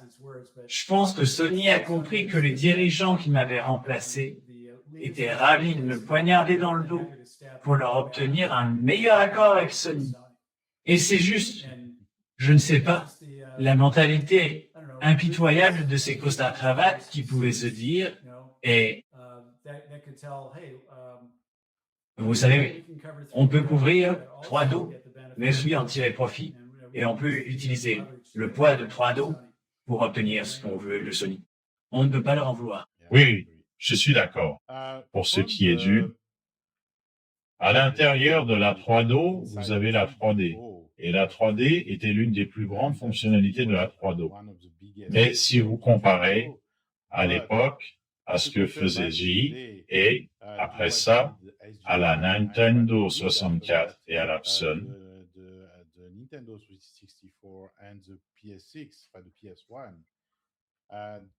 la 3Do est plus proche de ce qu'a fait Sega avec la Saturn que de ce qui se faisait avant. Parce qu'on a un quad et non un triangle. Je suppose que c'était normal à l'époque, parce qu'il était plus facile d'imaginer qu'il suffisait de déformer une sorte de sprite pour faire de la 3D. Mais est-ce que c'est ça ou est-ce que c'est simplement ça? Je veux dire, pouvez-vous nous expliquer la façon dont vous faisiez la 3D? Vous parlez de la technologie de rendu ou bien du rendu? Oui, le rendu. Oui, la technologie de rendu. Eh bien, vous savez, je pense à cette époque-là, chacun adoptait une approche maison liée à l'architecture de son GPU et à ce que son EPU pouvait faire en collaboration avec lui. Tout le monde avait les mêmes objectifs. Tout le monde voulait déterminer combien de polygones puis-je afficher à l'écran et à quelle fréquence d'image. Et ensuite, que puis-je faire pour améliorer l'apparence des polygones en termes de plaquage de textures et d'autres fonctionnalités comme les ombres et l'ombrage, etc. Et tout le monde cherchait ça. Et bien sûr, tout ça occupe aussi beaucoup d'espace mémoire. En fait, c'est l'une des raisons qui vous oblige à disposer d'au moins 3 mégaoctets. Il vous faut un frame buffer parce qu'il y a tout ce calcul qui se déroule en arrière-plan et qui dit « Voilà, on vient de calculer l'image suivante de ce jeu vidéo en 3D. » Et ensuite, il va le placer dans une zone mémoire séparée, appelée frame buffer. De sorte que pendant que le CPU affiche l'image précédente, et si ça se produit au rythme de 30 images par seconde, ça active tous les 30e de seconde. L'image à l'écran soit remplacée. Merci.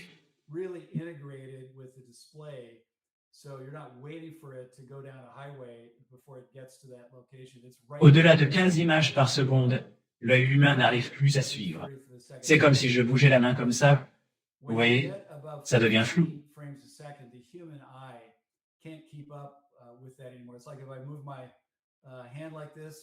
Et dans la vraie vie, quand vous faites ça, c'est plutôt que vous voyez votre main ici, puis vous la voyez là, puis vous la voyez là. Et 30 images par seconde, c'est vraiment un bon objectif à atteindre, parce que c'est ce qu'ont toujours eu la plupart des téléviseurs. Et c'est quelque chose dont tout le monde a déjà un peu le rythme. Et en la mesure où il y a la moindre erreur de code ou le moindre défaut, le cerveau humain voit en quelque sorte ce qu'il veut voir et s'en contente. Vous savez, quand vous descendez à des fréquences d'image plus basses, vous remarquez un peu le côté saccadé. Et bien sûr, si les objets ne sont pas si bien définis, vous y remarquez aussi le côté saccadé. C'est drôle. Je n'avais pas l'impression d'être déjà blasé. Les programmes vous proposent ce choix. Souvent, je le remets à 30, parce que c'est le flou auquel je suis habitué. Bien sûr, dans les salles de cinéma, pendant longtemps, c'était seulement 24 images par seconde. Et il y a beaucoup de flou de mouvement. Enfin, personne ne le remarque vraiment. Si vous regardez un film créé pour le cinéma et qu'il y a une scène avec un grand panoramique de caméra, tout devient flou, mais vous ne le remarquez même pas vraiment. Vous vivez simplement le mouvement comme vous le feriez dans la réalité, où les choses deviennent floues quand vous tournez la tête. Bref, aujourd'hui on a toute la mémoire qu'il faut. On a toute la complexité graphique, toutes les technologies de compression, et on peut rendre ça tellement bon que c'en est trop bon. Et c'est pour ça que je trouve ça déroutant. Et on en a eu 20, 25 d'affilée. Ce n'était pas 30. C'était donc proche du cinéma. 24. D'accord. Vous parlez du CD-ROM et vous avez dit qu'un des problèmes que vous aviez avec le CD-ROM, c'était essentiellement que les gens, tout le monde avait déjà quelque chose pour l'audio. Et ensuite, vous essayez de mettre de la vidéo avant le DVD, en fait, à l'intérieur de la 3D. Oui, pouvez-vous nous expliquer quelle était l'idée? Parce que vous deviez créer un standard. Vous deviez créer quelque chose. C'était le MPEG à l'époque. Quel était le marché là-dessus? Eh bien, l'industrie de l'électronique grand public, dans son ensemble, portait un très grand intérêt aux technologies de compression. Et il y avait beaucoup d'enthousiasme et d'intérêt sur la manière de faire passer de la vidéo sur CD-ROM. Et en fait, on a fini par être. Je parle de la 3DO, qui s'est associée à plusieurs de ces grands fabricants, notamment Matsushita, Toshiba, et quelques autres grands noms impliqués dans l'établissement de standards, comme le VHS, la vidéo et les disques optiques. Et tout le monde regardait du côté du CD audio. Le CD a une certaine vitesse. Le disque tourne à une certaine vitesse. Il a une tête de lecture qui capte les données, par conséquent, à un certain débit. Et puis, vous aviez d'autres situations où vous essayez de transférer des données, et cela va se faire à une certaine vitesse. Et le CD de musique, le CD-ROM, c'était conçu autour de la musique, point.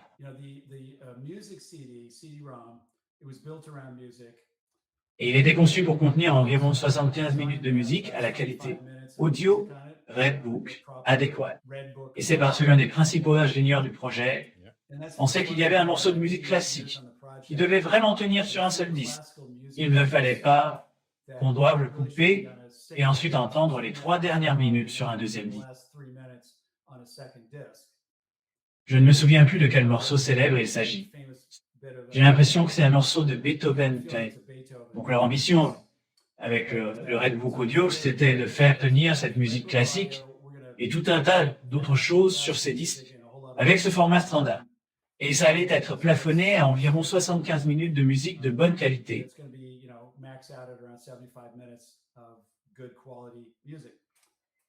Bon, donc on utilise la même technologie, la même vitesse de codage, la même capacité, les mêmes débits de transfert point.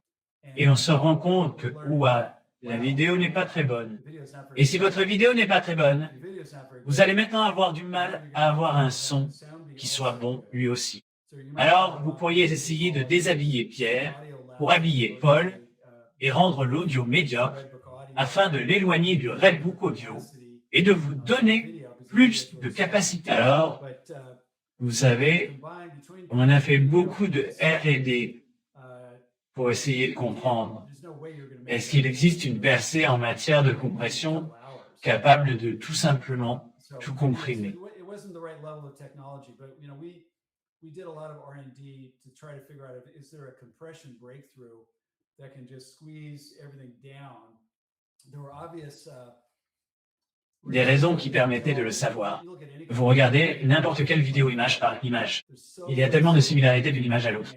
Vous réalisez que oui, bien sûr, vous pouvez utiliser la technologie de compression pour tricher et dire oui, toute cette zone est bleue. Mettez juste un petit pixel intelligent qui sait que tous les autres autour de lui vont être bleus. Et puis, 5 ou 6 images plus tard, ça a un peu bougé. Et donc, vous allez faire un ajustement mineur. Donc, il existe en effet d'excellentes façons de comprimer la vidéo.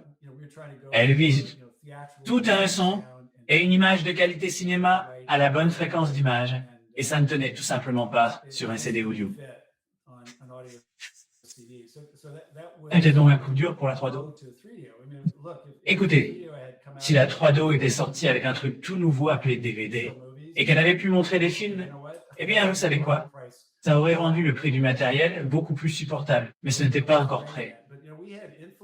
Cependant, on avait de l'influence sur les technologies de compression et on avait de l'influence sur les produits d'encodage et de décodage de compression, parce qu'il nous fallait une boucle complète. Et on a fini par concéder une partie de cette technologie sous licence à de grands fabricants.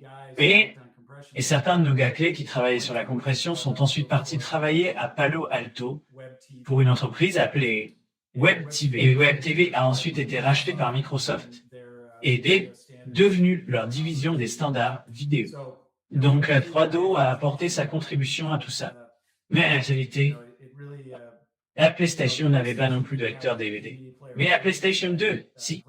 Donc ils sont arrivés à regarder ça. Ouais. Oui, c'est vrai. C'était JPEG.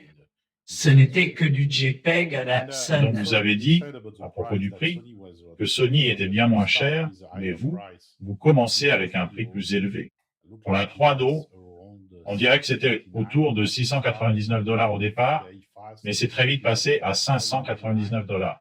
Et certaines personnes ont dit que c'était à cause de ça que la 3DO n'a pas été un succès, que ça ne suffisait pas.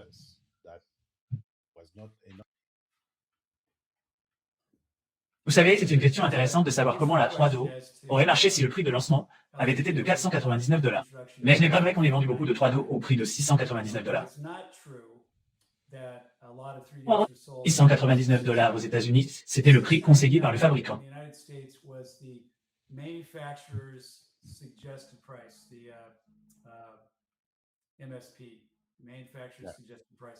Ce n'est qu'un outil marketing. Ce que cet outil fait, c'est signaler aux détaillants. Écoutez-nous, Matsushita. On va commercialiser ça et on va annoncer à tout le monde ce prix conseillé. Et ensuite, on va essayer d'encourager nos revendeurs à respecter ce prix. Mais la réalité, c'est qu'ils savaient, et tous les détaillants savaient, que tout le monde allait les vendre à un prix plus bas, Parce que tout le monde veut faire des remises pour essayer d'attirer le client et de le détourner de quelqu'un qui ne fait pas de remise. Donc, au bout du compte, c'est $699 donnés aux détaillants, une marge d'environ 30%, ou peut-être même 40%, un pourcentage assez élevé, 34% de la marge totale. C'est ce que le détaillant gardait par rapport au prix de gros qu'il avait payé. Mais en général, les détaillants préfèrent faire plus de volume. Et donc, ils descendent à 20% ou 30% au lieu de 30% ou 40%. Et c'est donc ce que presque tout le monde a fait dès le premier jour. C'est ce qu'on appelle le prix de la rue. Où peut-on vraiment le trouver et à quel prix tout le monde le vend pour attirer le client? Et c'était $599. Et ça a échoué à $599, pas à $699. Ah, ok. D'accord. Et donc, juste pour corriger un détail historique et préciser que ce n'était pas 699, les gars. C'était juste un chiffre qui servait à aider. C'était une super offre promotionnelle. Mais évidemment, ils ne se sont pas arrachés à $599. Ça a mieux marché 6 mois plus tard, quand on a baissé le prix à $499 ponce. Et ça a été rendu possible par des capacités de fabrication, des gains d'efficacité sur les coûts.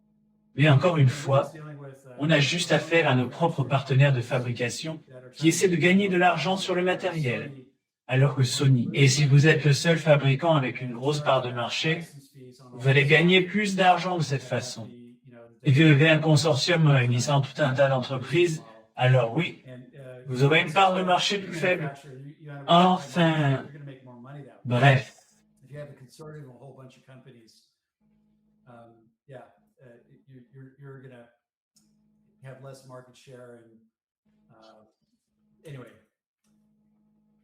Oui, oui, oui.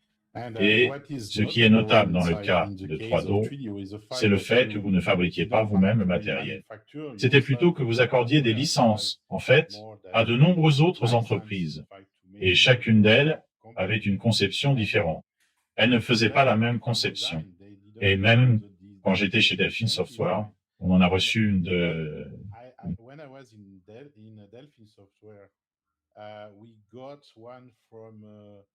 C'était quoi le nom? C'était intégré dans l'ordinateur?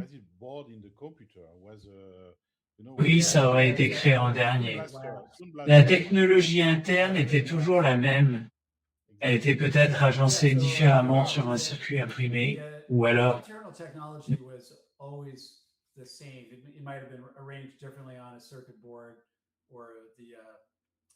Tous ces composants mécaniques comme le lecteur de disque pouvaient être placés à un endroit différent, mais tout le monde partait du même standard, parce que tous les logiciels devaient tourner sur toutes les plateformes.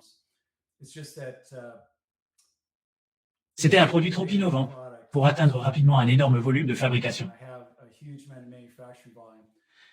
S'il y avait eu beaucoup plus de volume de fabrication, ça aurait attiré davantage de développeurs de logiciels, ce qui aurait été une bonne chose. Et ça aurait aussi créé une plus grande opportunité de marché pour les fabricants. Et un plus grand nombre d'entre eux auraient alors investi pour concurrencer Sony efficacement. Mais je ne veux rien enlever au mérite de Sony. Ken Kutaragi était absolument brillant. C'est l'une des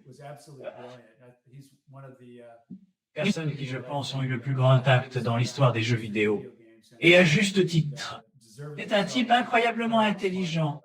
Je veux dire, il avait le talent non seulement d'être un ingénieur vraiment minutieux et sophistiqué, mais en plus c'était un génie dans sa façon de penser l'entreprise dans son ensemble. Et Sony, contrairement à Matsushita. Matsushita n'avait aucune expérience préalable dans les métiers des médias. Universal Studios et tout ce qui touchait à la télévision qui allait avec lui, ce n'étaient vraiment pas des gens de Hollywood. Ils n'étaient pas vraiment comme ça. Sony était depuis assez longtemps. Et tout ça avait en grande partie commencé avec l'alliance avec CBS au Japon. Donc Sony fonctionnait à plein régime, avec un accès à toute la musique CBS qui arrivait au Japon, le tout via une co-entreprise. Et bon nombre des dirigeants de Sony ont développé un flair pour la façon de gérer les métiers des médias, de gérer le conditionnement, le marketing et la promotion, de gérer les talents, de gérer les aspects de la production. Et c'était même plus simple pour eux de se lancer dans les jeux vidéo, parce qu'ils avaient été plus ou moins juste à côté de Nintendo, à observer ce qu'ils faisaient depuis plusieurs années.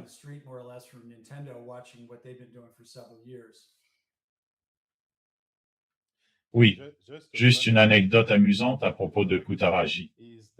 Ici, sur ma chaîne YouTube, je commence à travailler sur un émulateur PlayStation, un émulateur Sun, pour essayer de le faire en VR, d'accord? Et quand on teste justement le CD avec le dinosaure dedans, il y a un message de Kutaraji à l'intérieur de la démo qui disait « Vous voyez, on peut faire comme Jurassic Park, pareil, et même mieux, juste avec une PlayStation.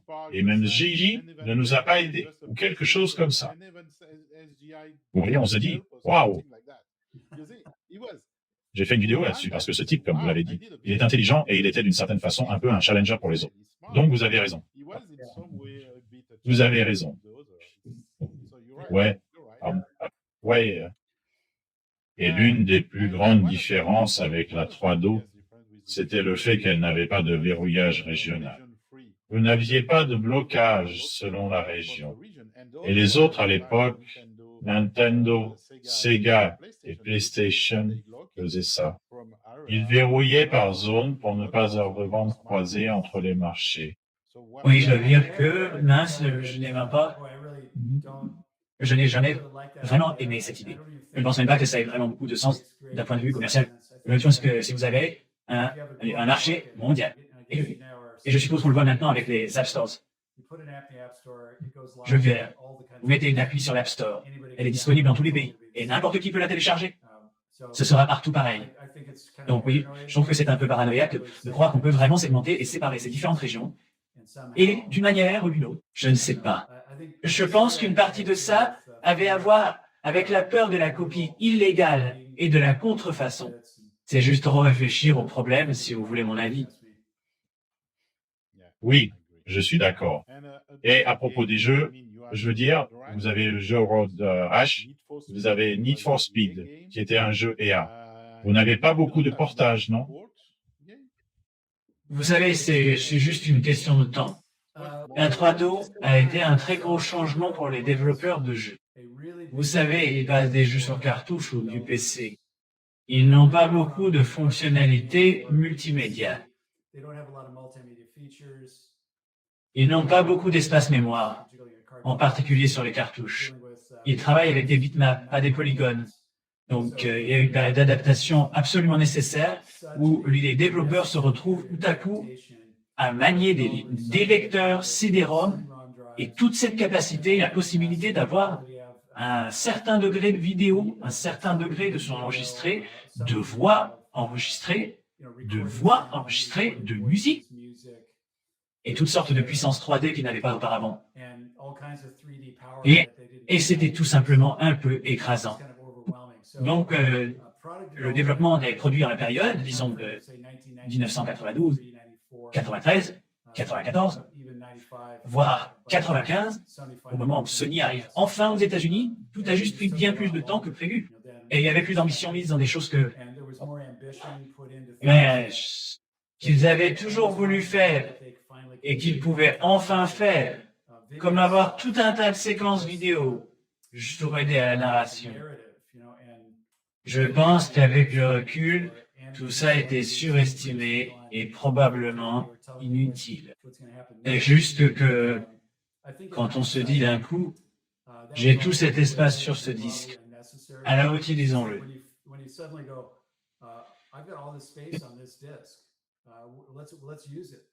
Eh bien, vous avez peut-être les yeux plus gros que le vent. En plus, personne ne savait vraiment comment produire ces nouveaux types de contenus innovants.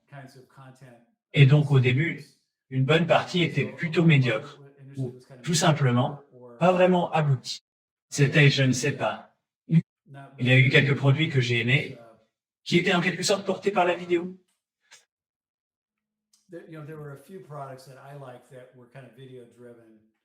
Et je me souviens que je parlais à des gens de certains de ces jeux que j'aimais bien. Et puis des vétérans de l'industrie me taquinaient là-dessus en pensant « Comment peux-tu aimer ça, Swan ?» Mais il y avait des jeux où en gros vous vous rappeliez juste comment faire quelque chose qui fait partie d'un écran vidéo. Mais moi, j'appréciais la façon dont la vidéo bougeait autour de moi. Vous voyez, je crois que c'est de ça que vous parliez. Oui, il y avait un jeu célèbre, celui avec le thème western, je veux dire, en arcade. Oui, bien sûr, celui avec le western, il avait aussi les pistolets lumineux.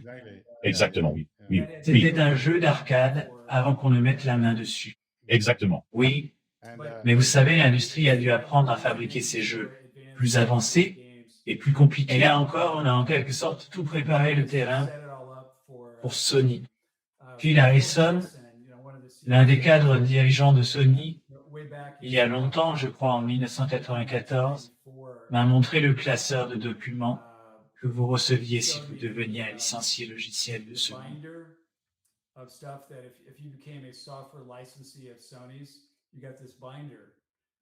Oui, And Phil just shamelessly said to me, "Yeah, we pretty much copied all your stuff." So yeah, we were the pioneer that blazed the trail, and we kind of opened up the West so that all the wagons could come in later. et qu'est-ce qui n'était pas vraiment un jeu, pas un jeu libre, plutôt une application que vous aviez en studio et qui était intéressant pour vous, que vous avez fait à l'époque? Eh bien, il y avait toutes sortes de choses possibles. Et beaucoup de créateurs sont partis dans des directions créatives. Ouais. Et bien sûr, ils se moquaient de choses idiotes, comme, par exemple, il y avait un truc qui était pas vraiment du porno, mais c'était plus ou moins catégorisé, comme si ça en était. Je crois que ça s'appelait quelque chose comme Plumbers Don't Wear Play. Ça avait un nom vraiment stupide.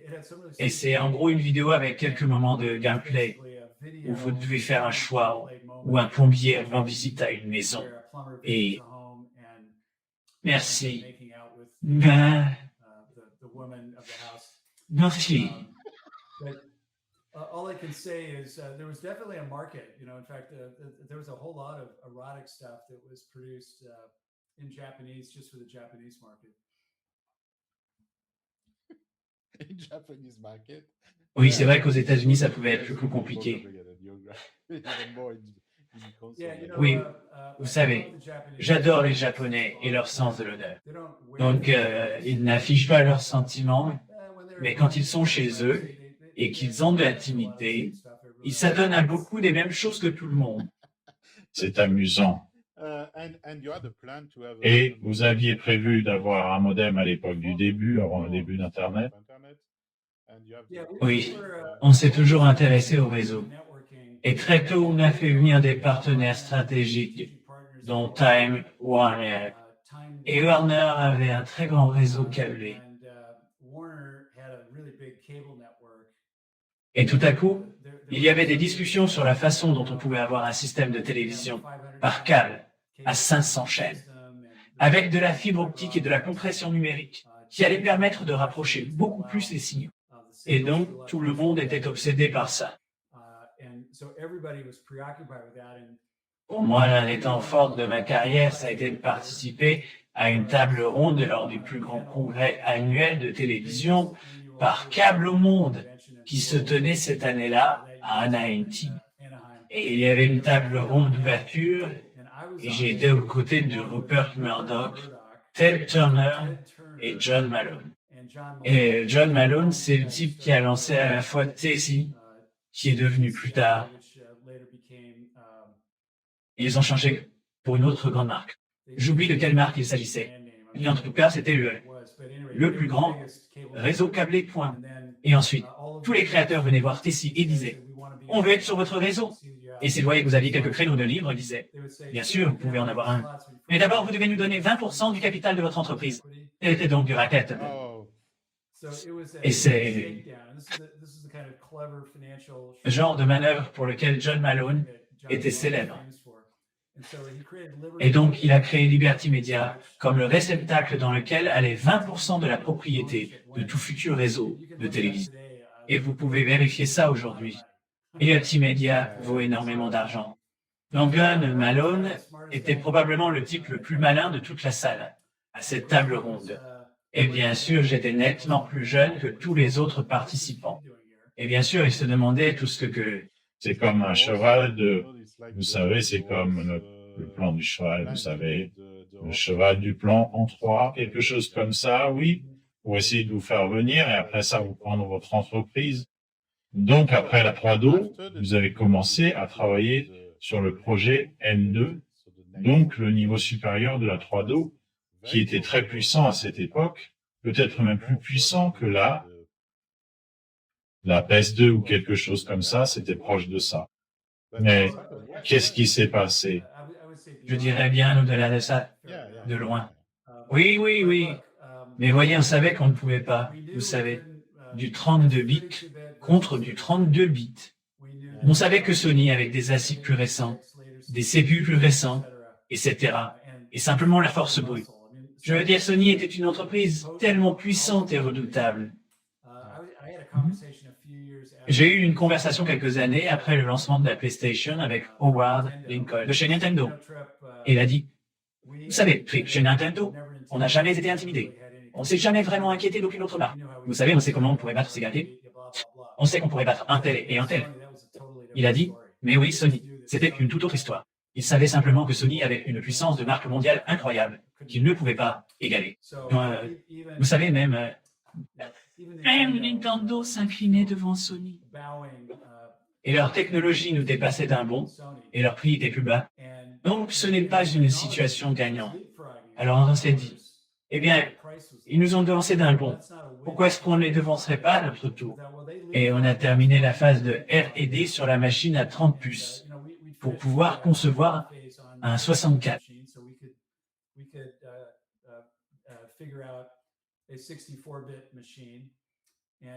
Ce serait une machine qui pourrait avoir un lecteur DVD et d'autres avancées, de la mémoire moins chère, et ainsi de suite.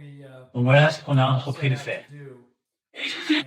Et je me suis dit, vous savez, Sony va contribuer à populariser tout ça, toutes ces technologies. Et moi, je vais retenter ma chance de créer une plateforme standard. Ouais. Mais il faut que je rassemble un éventail plus large de fabricants de matériel licenciés de très haut niveau, plutôt que d'avoir seulement Matsushita et quelques petits acteurs à leur côté. Bon. C'est drôle parce qu'à cette époque, Samsung était l'un de nos licenciés matériels, LG aussi. Ces deux grandes entreprises coréennes. Et puis nous en avions d'autres comme Creative Labs, Toshiba et Sanyo. Donc c'était plutôt bien, vous savez, nous avions 8 fabricants de matériel sur la machine 32 bits. Mais je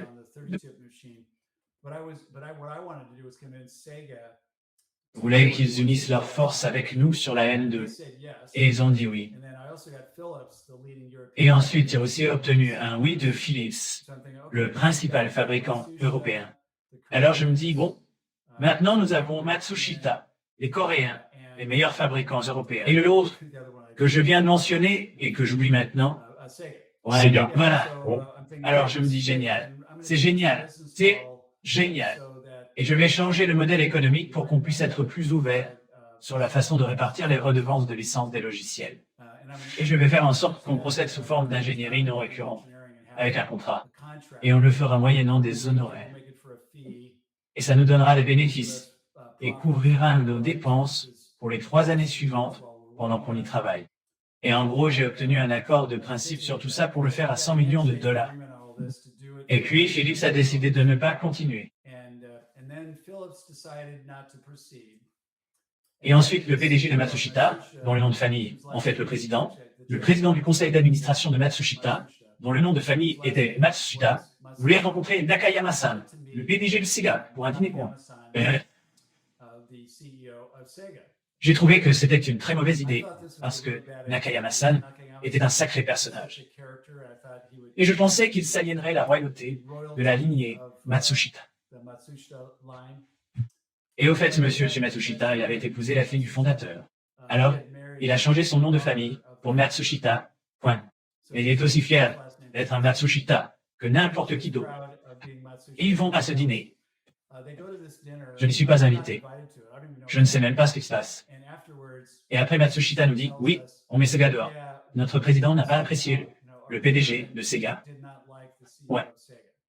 Et je dis, excusez-moi, ce n'est pas votre accord. C'est mon accord. Vous ne pouvez pas exclure Sega de mon accord. Et Matsushita a été on ne peut plus clair. Il ne le ferait pas si Sega était impliqué. Et dire à quel point M. Matsushita avait été offensé par ce dîner. Donc je n'ai appris ça que parce que je viens pour une réunion de suivi. Je suis à Osaka, dans une grande salle de conférence, et j'ai beaucoup de mes collègues avec moi, et on fait une sorte de grosse mise au point en lançant le processus de négociation. Et c'est là que Matsushita me dit, au fait, on a décidé qu'on ne peut pas vous payer 100 millions. On va seulement vous payer 50 millions. Et j'ai dit, eh bien, je ne peux pas le faire pour ce prix. Et qu'est-ce qui vous fait croire que les Coréens vont accepter ça? Et là, il me dit, les Coréens ont accepté de me laisser, moi, Matsushita. Et c'est maintenant le responsable principal avec qui je travaille chez Matsushita. Il dit, les Coréens ont accepté que je négocie l'accord de 50 millions de dollars avec vous, très. Et ensuite, j'ai convenu avec eux que je les inclurai plus tard. Ce qui pour moi voulait dire, ouais, je les entuberai plus tard et je ne les laisserai pas entrer. Donc je vois bien, bon, tout ça revient à dire que ce sera juste le matériel de Matsushita. Et je ne peux même pas vraiment leur faire confiance pour avoir le bon jugement ou la capacité de marketing de savoir quoi. Et donc ce n'est pas si génial. Et je ne vais vraiment pas faire ça pour moins de 100 millions de dollars. Mais ils sont bien convaincus d'avoir tout le rapport de force en main. Puis, alors qu'est-ce que j'ai fait? J'ai mis fin à la réunion sans vraiment dire ce que j'allais faire, ni où j'allais aller.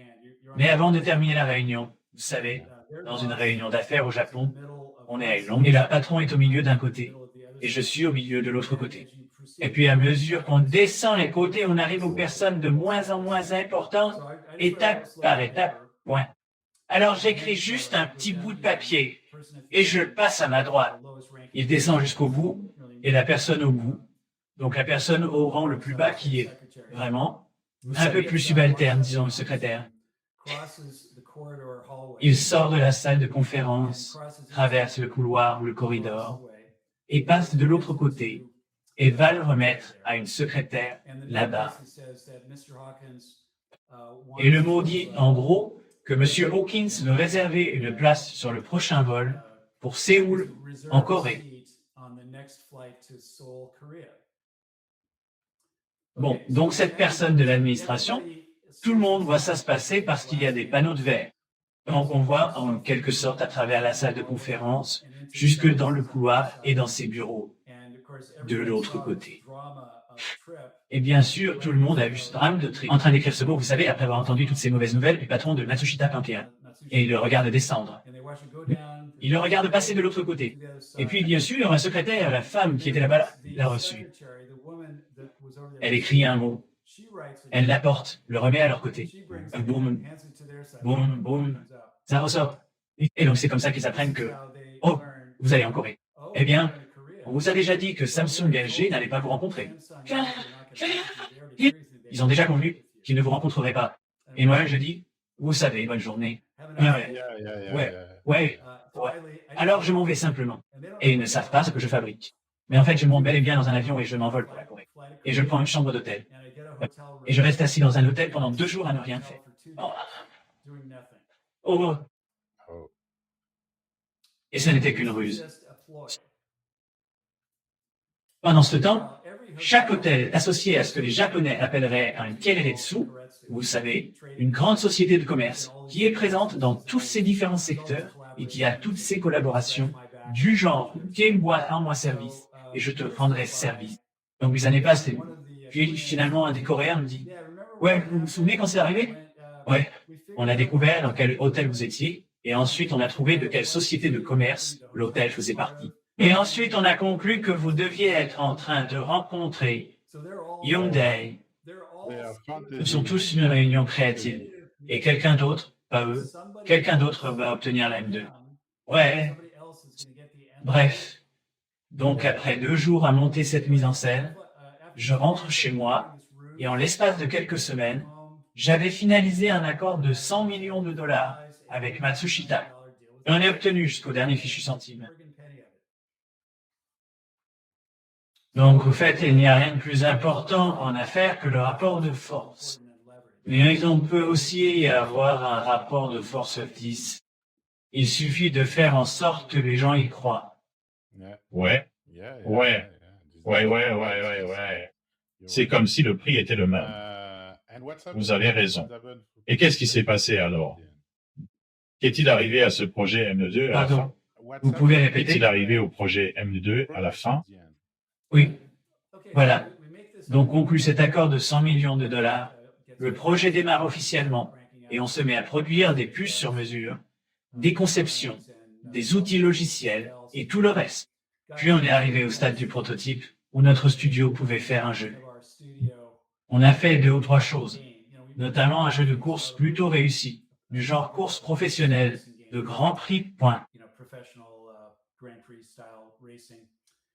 Et au fond, Matsushita ne l'a jamais cédé sous licence à qui que ce soit d'autre.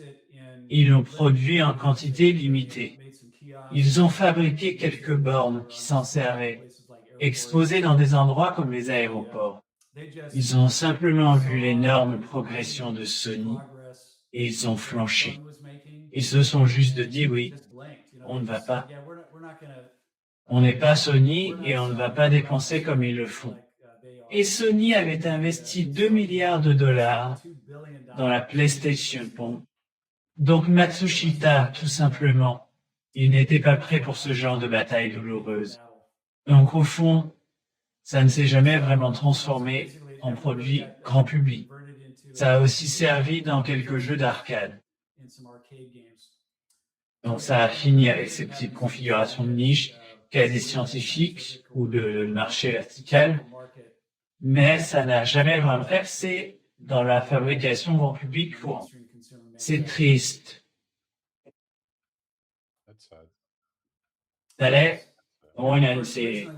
Bien sûr, à l'origine, on s'était dit, on peut s'appuyer sur le produit 32 bits distant, en faisant une version qui utilise simplement les joysticks et le lecteur de disque de la 3DO existant, et qui coûte donc moins cher. Ça pouvait être une extension. Pour le public 3DO existant, de cette façon, ils gardent leur matériel, ils gardent leur ludothèque, et ils obtiennent un niveau matériel et de nouveaux logiciels plus puissants. On n'a jamais vraiment eu l'occasion de mener ça à bien. Ça aurait été une chose difficile à faire. Je pense avec le temps, on a pris davantage conscience que ce n'était pas une proposition facile. Mais quoi qu'il en soit, la PlayStation de Sony, la PlayStation 1, était un excellent produit. C'était une sorte de coup de grâce. Boum. Et à peu près tout le monde a battu en retrait. On avait réussi à faire baisser le prix à 499 $. L'année suivante, on l'avait descendu à 349. Ouais. Mais ce n'est toujours pas 299 $. Et ce n'est pas aussi bon que la PlayStation. Et bien sûr, ensuite, tous les gens qui avaient développé des choses pour la 3DO, tout ce qui avait la moindre qualité, ils l'ont converti pour tourner sur PlayStation. Donc, on n'avait pratiquement rien d'exclusif. Alors voilà.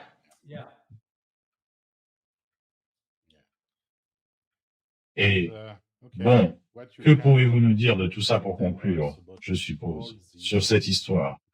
Parce qu'après ça, vous avez fait d'autres choses moins liées aux jeux vidéo, mais à propos de cette partie de votre vie consacrée aux jeux vidéo, qu'est-ce que vous ressentez?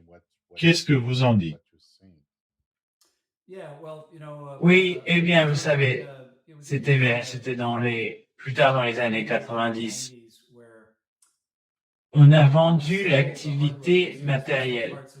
On en a vendu des parties à Matsushita et d'autres parties à Samsung Point.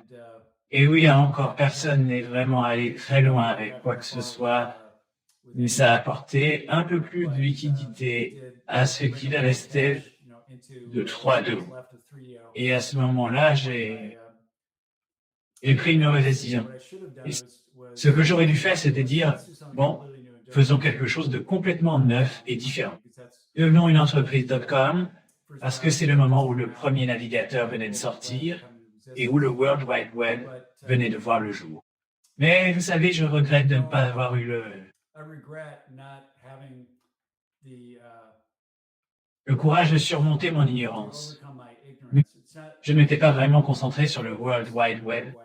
Je ne peux pas vraiment dire que j'étais un expert de ce qu'il allait devenir ou de la manière dont il allait y arriver. Et donc, je n'étais pas vraiment sûr d'avoir une bonne idée sur la façon de devenir un leader dans ce domaine. Parce que la réalité, c'est que si j'avais créé une plus petite entreprise capable de fonctionner avec un budget plus modeste pendant 2 ou 3 ans à faire de la R&D et de la recherche, à comprendre les choses, on aurait probablement pu trouver de très bonnes offres de produits web qui auraient correspondu au marché. On a traversé cette première phase .com où ça a grandi très vite et où les modèles économiques n'étaient pas vraiment solides. Puis ça s'est effondré. Je pense qu'on aurait pu survivre à ça et peut-être penser avoir le genre d'idée qui aurait vraiment marché. Mais ce n'était tout simplement pas un secteur qui me venait naturellement. Et j'ai commis une erreur là-dessus à la fin des années 90 en pensant on a déjà un studio de jeux qui fabrique des jeux pour la 3D. Donc on dispose de logiciels Unix spéciaux en tant que produit first party pour la 3D. Et je me suis dit, je peux simplement développer ce studio et revenir à ce que je faisais chez EA, où je suis juste un distributeur, un éditeur et un développeur de jeux vidéo. Et on a vraiment failli faire fonctionner ça. En l'an 2000, on a fait grimper le chiffre d'affaires à plus de 100 millions de dollars et on pourrait croire que ça suffirait à maintenir le navire à flot. Mais en réalité, non. Entre toutes les différentes sortes de coûts, y compris les redevances de licences de Sony et de Nintendo, et ainsi de suite, l'économie du truc, il fallait être encore un peu au-dessus de 101 millions de dollars pour rentrer dans ces fonds. Donc on perdait toujours de l'argent. C'était difficile de lever des fonds parce que la bulle .com a explosé en février 2000. Et puis on avait assez pour continuer à ce moment-là. Mais c'est devenu davantage une lutte. Sony a alors raté le lancement de la PS2 et ils ont effrayé les détaillants au point de leur faire réduire leurs commandes de production parce qu'ils avaient peur de se retrouver coincés avec de la marchandise obsolète, à la fois matérielle et logicielle. Et donc ça a réduit le chiffre d'affaires des produits PlayStation 1. Et puis ils sont arrivés vraiment en retard sur le marché avec la PlayStation 2. La PlayStation 2 est un excellent produit matériel. C'est en fait ma préférée de toutes les PlayStations. Et on a fait de très bons produits pour elle. Mais c'était un peu trop tard.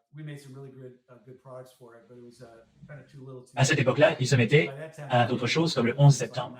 Et à la fois l'effondrement des .com et le 11 septembre, vous savez, avec les attentats terroristes, ça a poussé les secteurs financiers à se replier et à rester assis sur leur argent.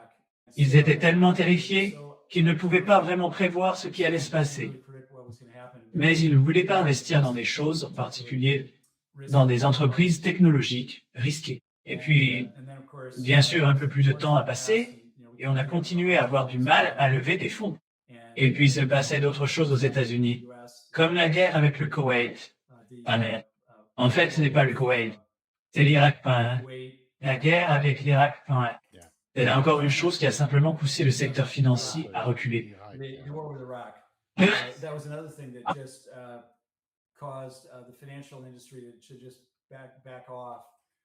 Et oui, nous avons rencontré toutes sortes de défis et nous essayons de voir trop grand.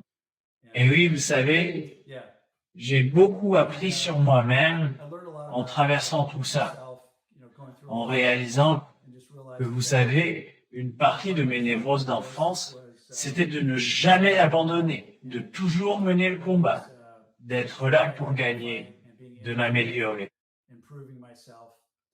Et il y a simplement des situations où votre ego vous pousse à poursuivre un combat que de façon plus objective, de façon plus analytique, vous pourriez reconnaître comme une très mauvaise idée. Et c'était une pure illusion de ma part que je pouvais créer un nouvel Electronic Arts. Quand j'ai créé Electronic Arts au départ, il n'y avait pas d'industrie. Il n'y avait pas de concurrence. Je n'avais pas à dépenser beaucoup d'argent. Nous n'avions pas besoin d'être si grands que ça.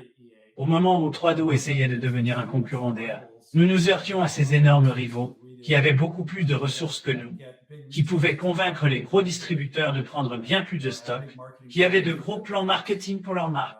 Oui, j'ai juste sous-estimé à quel point ce serait difficile de tenter de reproduire ça ici, 2 décennies plus tard. Et c'est comme ça qu'on apprend. Oui, mais trop tard parfois. Oui, oui. Et justement, pour moi, parce que je n'ai pas suivi ce que vous avez fait après ça. Qu'avez-vous fait après ça, quand vous avez terminé tout ça? Je sais qu'aujourd'hui, vous faites une sorte de chocolat, quelque chose comme Eh ça. bien, après 3Do, j'ai lancé une entreprise mobile à l'époque des Future Phone Seeds. Vous vous souvenez peut-être des téléphones Yoga Bar Pro de Nokia, qui ressemblaient un peu à une barre chocolatée. Et puis, bien sûr, les téléphones à clapper de LG. J'en ai eu un que j'aimais beaucoup. Et puis, bien sûr, les plus exotiques, comme le Motorola Razr, si vous en avez déjà eu un. Voilà. Oui, avec un écran coulissant. J'aimais bien. Oui, alors, oui, vous avez là un beau petit musée. Vous savez, on a fait des choses. J'ai fait des choses dans les jeux vidéo. C'était aussi dans le matériel, comme ça. J'ai travaillé avec Intel. Et j'ai travaillé avec Qualcomm. Oui, les opérateurs mobiles, ceux qui géraient les réseaux téléphoniques, étaient incroyablement difficiles à gérer. Ils ne comprenaient vraiment pas comment créer un écosystème sain qui puisse survivre. Donc, ça ne m'a pas surpris que lorsque le changement transformateur est arrivé sous la forme de l'iPhone, il les ait complètement balayés du marché. Mais ça n'a pas amélioré les affaires pour nous à cause de... Je veux dire, il y avait une espèce d'aveuglement sur leur sécurité. Donc, ils n'ont pas vu venir le moment où Apple est arrivé et a tout changé. Et ils n'ont pas su s'adapter parce qu'ils étaient simplement trop lents. Et ils se disaient, eh bien, ça suffit. On n'a pas besoin d'en faire plus. Classique. C'est classique. Oui, voilà. Les opérateurs n'étaient pas... C'était des Ils réseaux. savent vraiment construire une infrastructure réseau, l'installer, l'exploiter, la réparer, l'étendre. Mais ils se sont mis à croire qu'ils étaient des entreprises technologiques, ce qu'ils ne sont toujours pas. Et ils se sont mis à croire qu'ils étaient des entreprises de médias, ce qu'ils ne sont toujours pas. Exactement. Et oui, peut-être une dernière question. Que pensez-vous de l'industrie du jeu vidéo aujourd'hui en général, de tout ça? Eh bien, vous savez, c'est devenu un phénomène grand public, de masse, ce que j'ai toujours espéré. Parce qu'il y a une grande crise aujourd'hui, vous savez. Et oui, j'ajoute ceci là-dessus, d'accord? Parce que ma vision aujourd'hui, c'est qu'on va assister à un effondrement de tout ce grand système, je veux dire l'édition et tout ça. Et on reviendra peut-être à quelque chose qui ressemble à ce dont vous rêviez avec Electronic Arts au début. Ce qui deviendra un peu ce qui s'est passé après dans le cinéma. Et que la créativité va peut-être repartir, reprendre le dessus, revenir, et que toute cette histoire d'argent qu'on a aujourd'hui va s'effondrer d'une certaine manière. Pour un temps, au moins, pour un temps. C'est ma vision. Oui. Oui, vous savez, personne ne peut le dire. Je pense que, vous savez, avec n'importe quel média, le créateur de ce média a probablement l'idée que cette nouvelle invention va être bénéfique pour la société. Point. Et je pense que, de manière générale, c'est vrai. Mais chaque média va avoir tout un éventail de contributeurs créatifs qui va aller dans tous les sens, de l'extrême droite à l'extrême gauche. Il va y avoir tous ces angles et toutes ces opinions différentes. N'importe quel média pourra être utilisé pour le meilleur comme pour le pire. Et je pense que les évolutions médiatiques récentes, l'explosion des smartphones et l'accélération du développement de l'IA, ce sont vraiment des choses extraordinaires. Et je pense que si vous regardez la période de 100 ans dont nous faisons peut-être partie, those are really extraordinary things. I mean, I think if you look at the 100-year period that we're maybe part of, le débat sur la transformation technologique la plus importante de cette période de 100 ans, c'est soit l'explosion du mobile avec les smartphones, soit l'IA. Et je pense qu'en réalité, ce sera probablement l'IA. L'IA finira par être une transformation plus grande qu'un simple passage à l'informatique sans fil. Je suis sûr que ça va changer énormément de choses. Quand on a ce genre de transformation, il va y avoir du bon et il va y avoir du mauvais. Je suis d'accord. Et pendant qu'on essaie encore de comprendre comment la gérer, et à l'idée, évidemment, les gouvernements ont beaucoup de pouvoir pour traiter ce genre de questions, mais ils n'ont pas nécessairement l'expertise technique ou stratégique pour ça. Et tous ceux qui parlent à un gouvernement cherchent à gagner de l'argent grâce à cette relation. Et ils sont plus intéressés à gagner de l'argent qu'à aider bénévolement les gouvernements à résoudre les problèmes, quels qu'ils soient. Donc oui, on en subit beaucoup d'effets secondaires, c'est sûr. Je crois que le monde traverse peut-être la plus grande crise de santé mentale que j'ai vue de toute ma vie. Et c'est une combinaison d'addiction aux appareils, de beaucoup de mauvais comportements en ligne et de la fracture politique au cœur de laquelle nous nous trouvons. C'est tout simplement une époque toxique. Et moi, pour ma part, je veux croire que les technologies finiront par être bénéfiques pour l'humanité, plutôt que de tourner au scénario de Matrix. Je suis d'accord. Et aussi, je pense qu'à cet égard, le fait qu'au début de 2020, non, en 2000, au début des années 2000, le monde a changé. Parce qu'en fait, on est passé des gens qui créaient des jeux aux gens qui vendaient des jeux. À cause de la PS2, en partie, et aujourd'hui, ce sont surtout des gens qui vendent des jeux et non des gens qui créent des jeux, mais le joueur, qui est le client au bout du compte,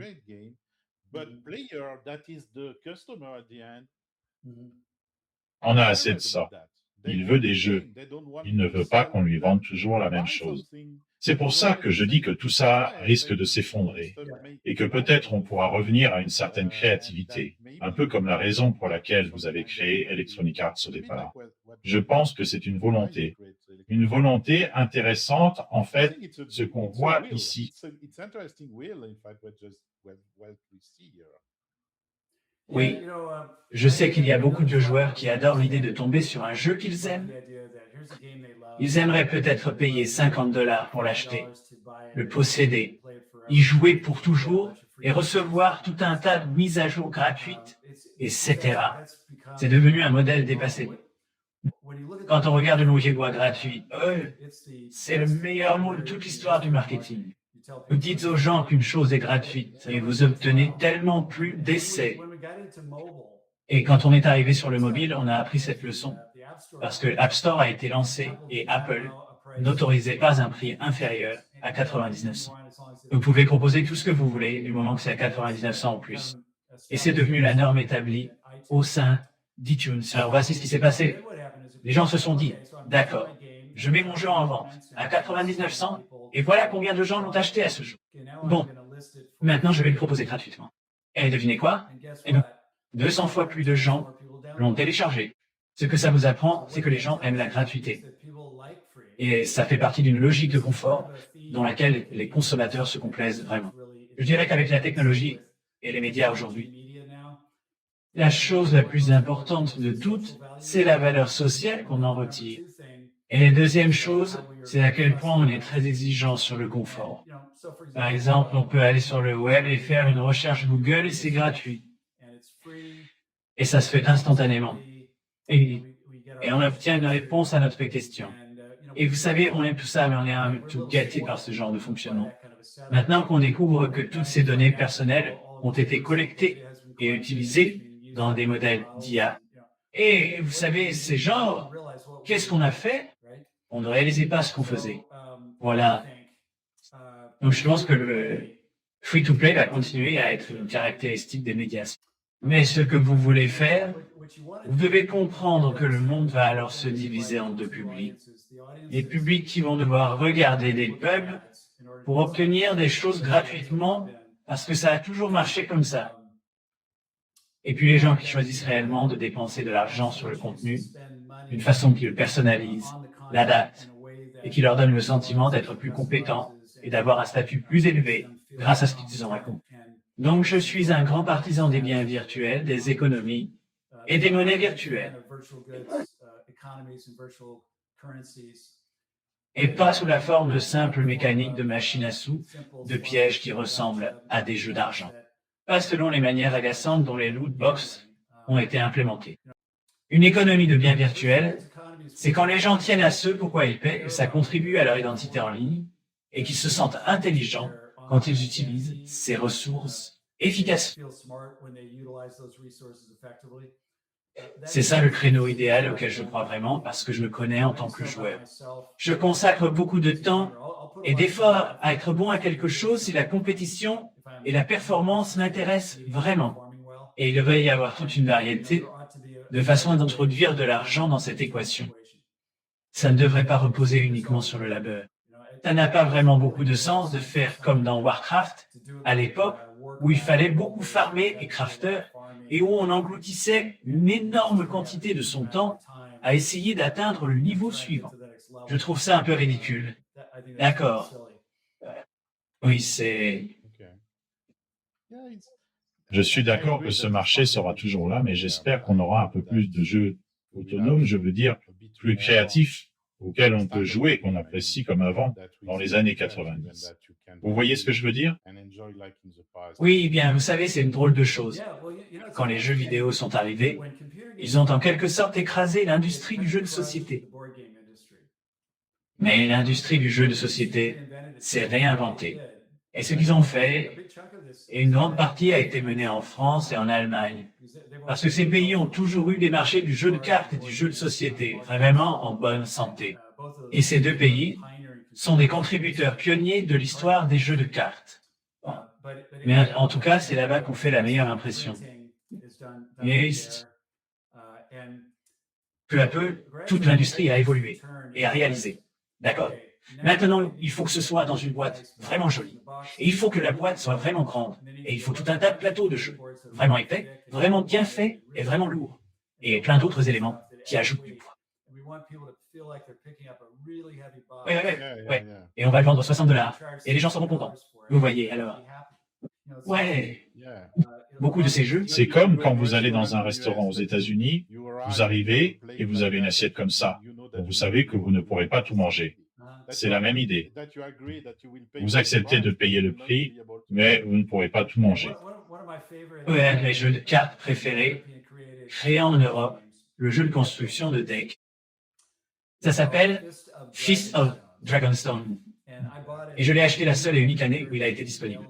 Et Days of Wonder, qui était un nouveau label de jeu à l'époque, c'était il y a environ 20 ans, ne l'a plus jamais réédité. Et il a échoué parce qu'ils ont fait la boîte trop petite. Donc au fond, il ne pesait pas assez lourd et ils ne pouvaient pas le facturer cher. Ils ne pouvaient pas convaincre les gens que c'était un jeu premium.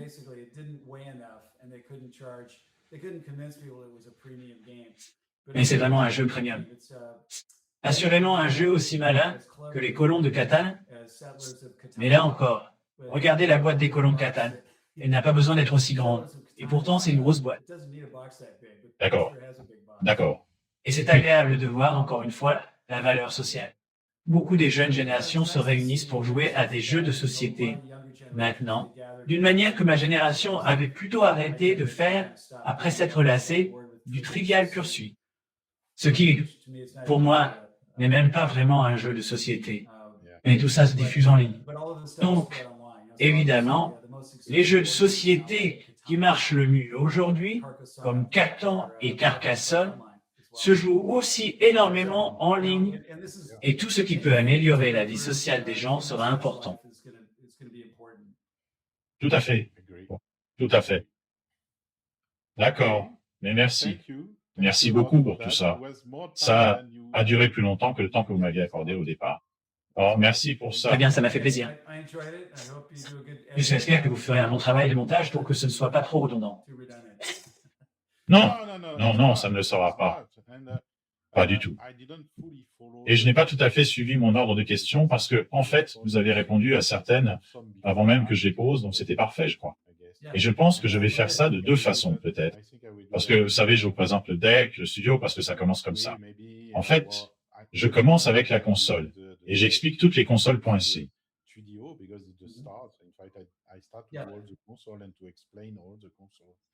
Et je crois que quand j'ai fait la vidéo, je me suis dit, oh, je devrais peut-être lui parler parce qu'il aimerait sûrement raconter toutes ces histoires. Alors, merci encore. Oui, avec plaisir. Je vais quitter l'appel maintenant, mais je veux comprendre. T'as dit que je dois téléverser les enregistrements. Je n'ai pas d'onglet séparé. Alors, je le prends. Non, non, non. C'est de mon côté. Mais je peux vous l'envoyer si vous voulez. Ce n'est pas un problème. Si vous voulez l'enregistrement, je peux le Vous récupérer. savez, ce n'est pas la peine. Vous n'avez pas besoin de faire ça. Ça me prendrait beaucoup de temps à vraiment étudier. Je vous fais confiance et je suis content d'attendre que ce soit publié. Et c'est à ce moment-là que j'aimerais savoir que c'est disponible. Oh oui, oui, je vous tiendrai au courant. Ne vous inquiétez pas. Je vous enverrai un email. Merci. Oui, d'accord, donc je peux simplement fermer cet onglet. Hein? Exactement. Oui, exactement. Très bien, Nico. Et merci encore. Bonne chance pour tout. Que le Dieu vous bénisse. Merci. Au revoir. Linia, c'était un vrai plaisir. Au revoir. Dr. JV Tech.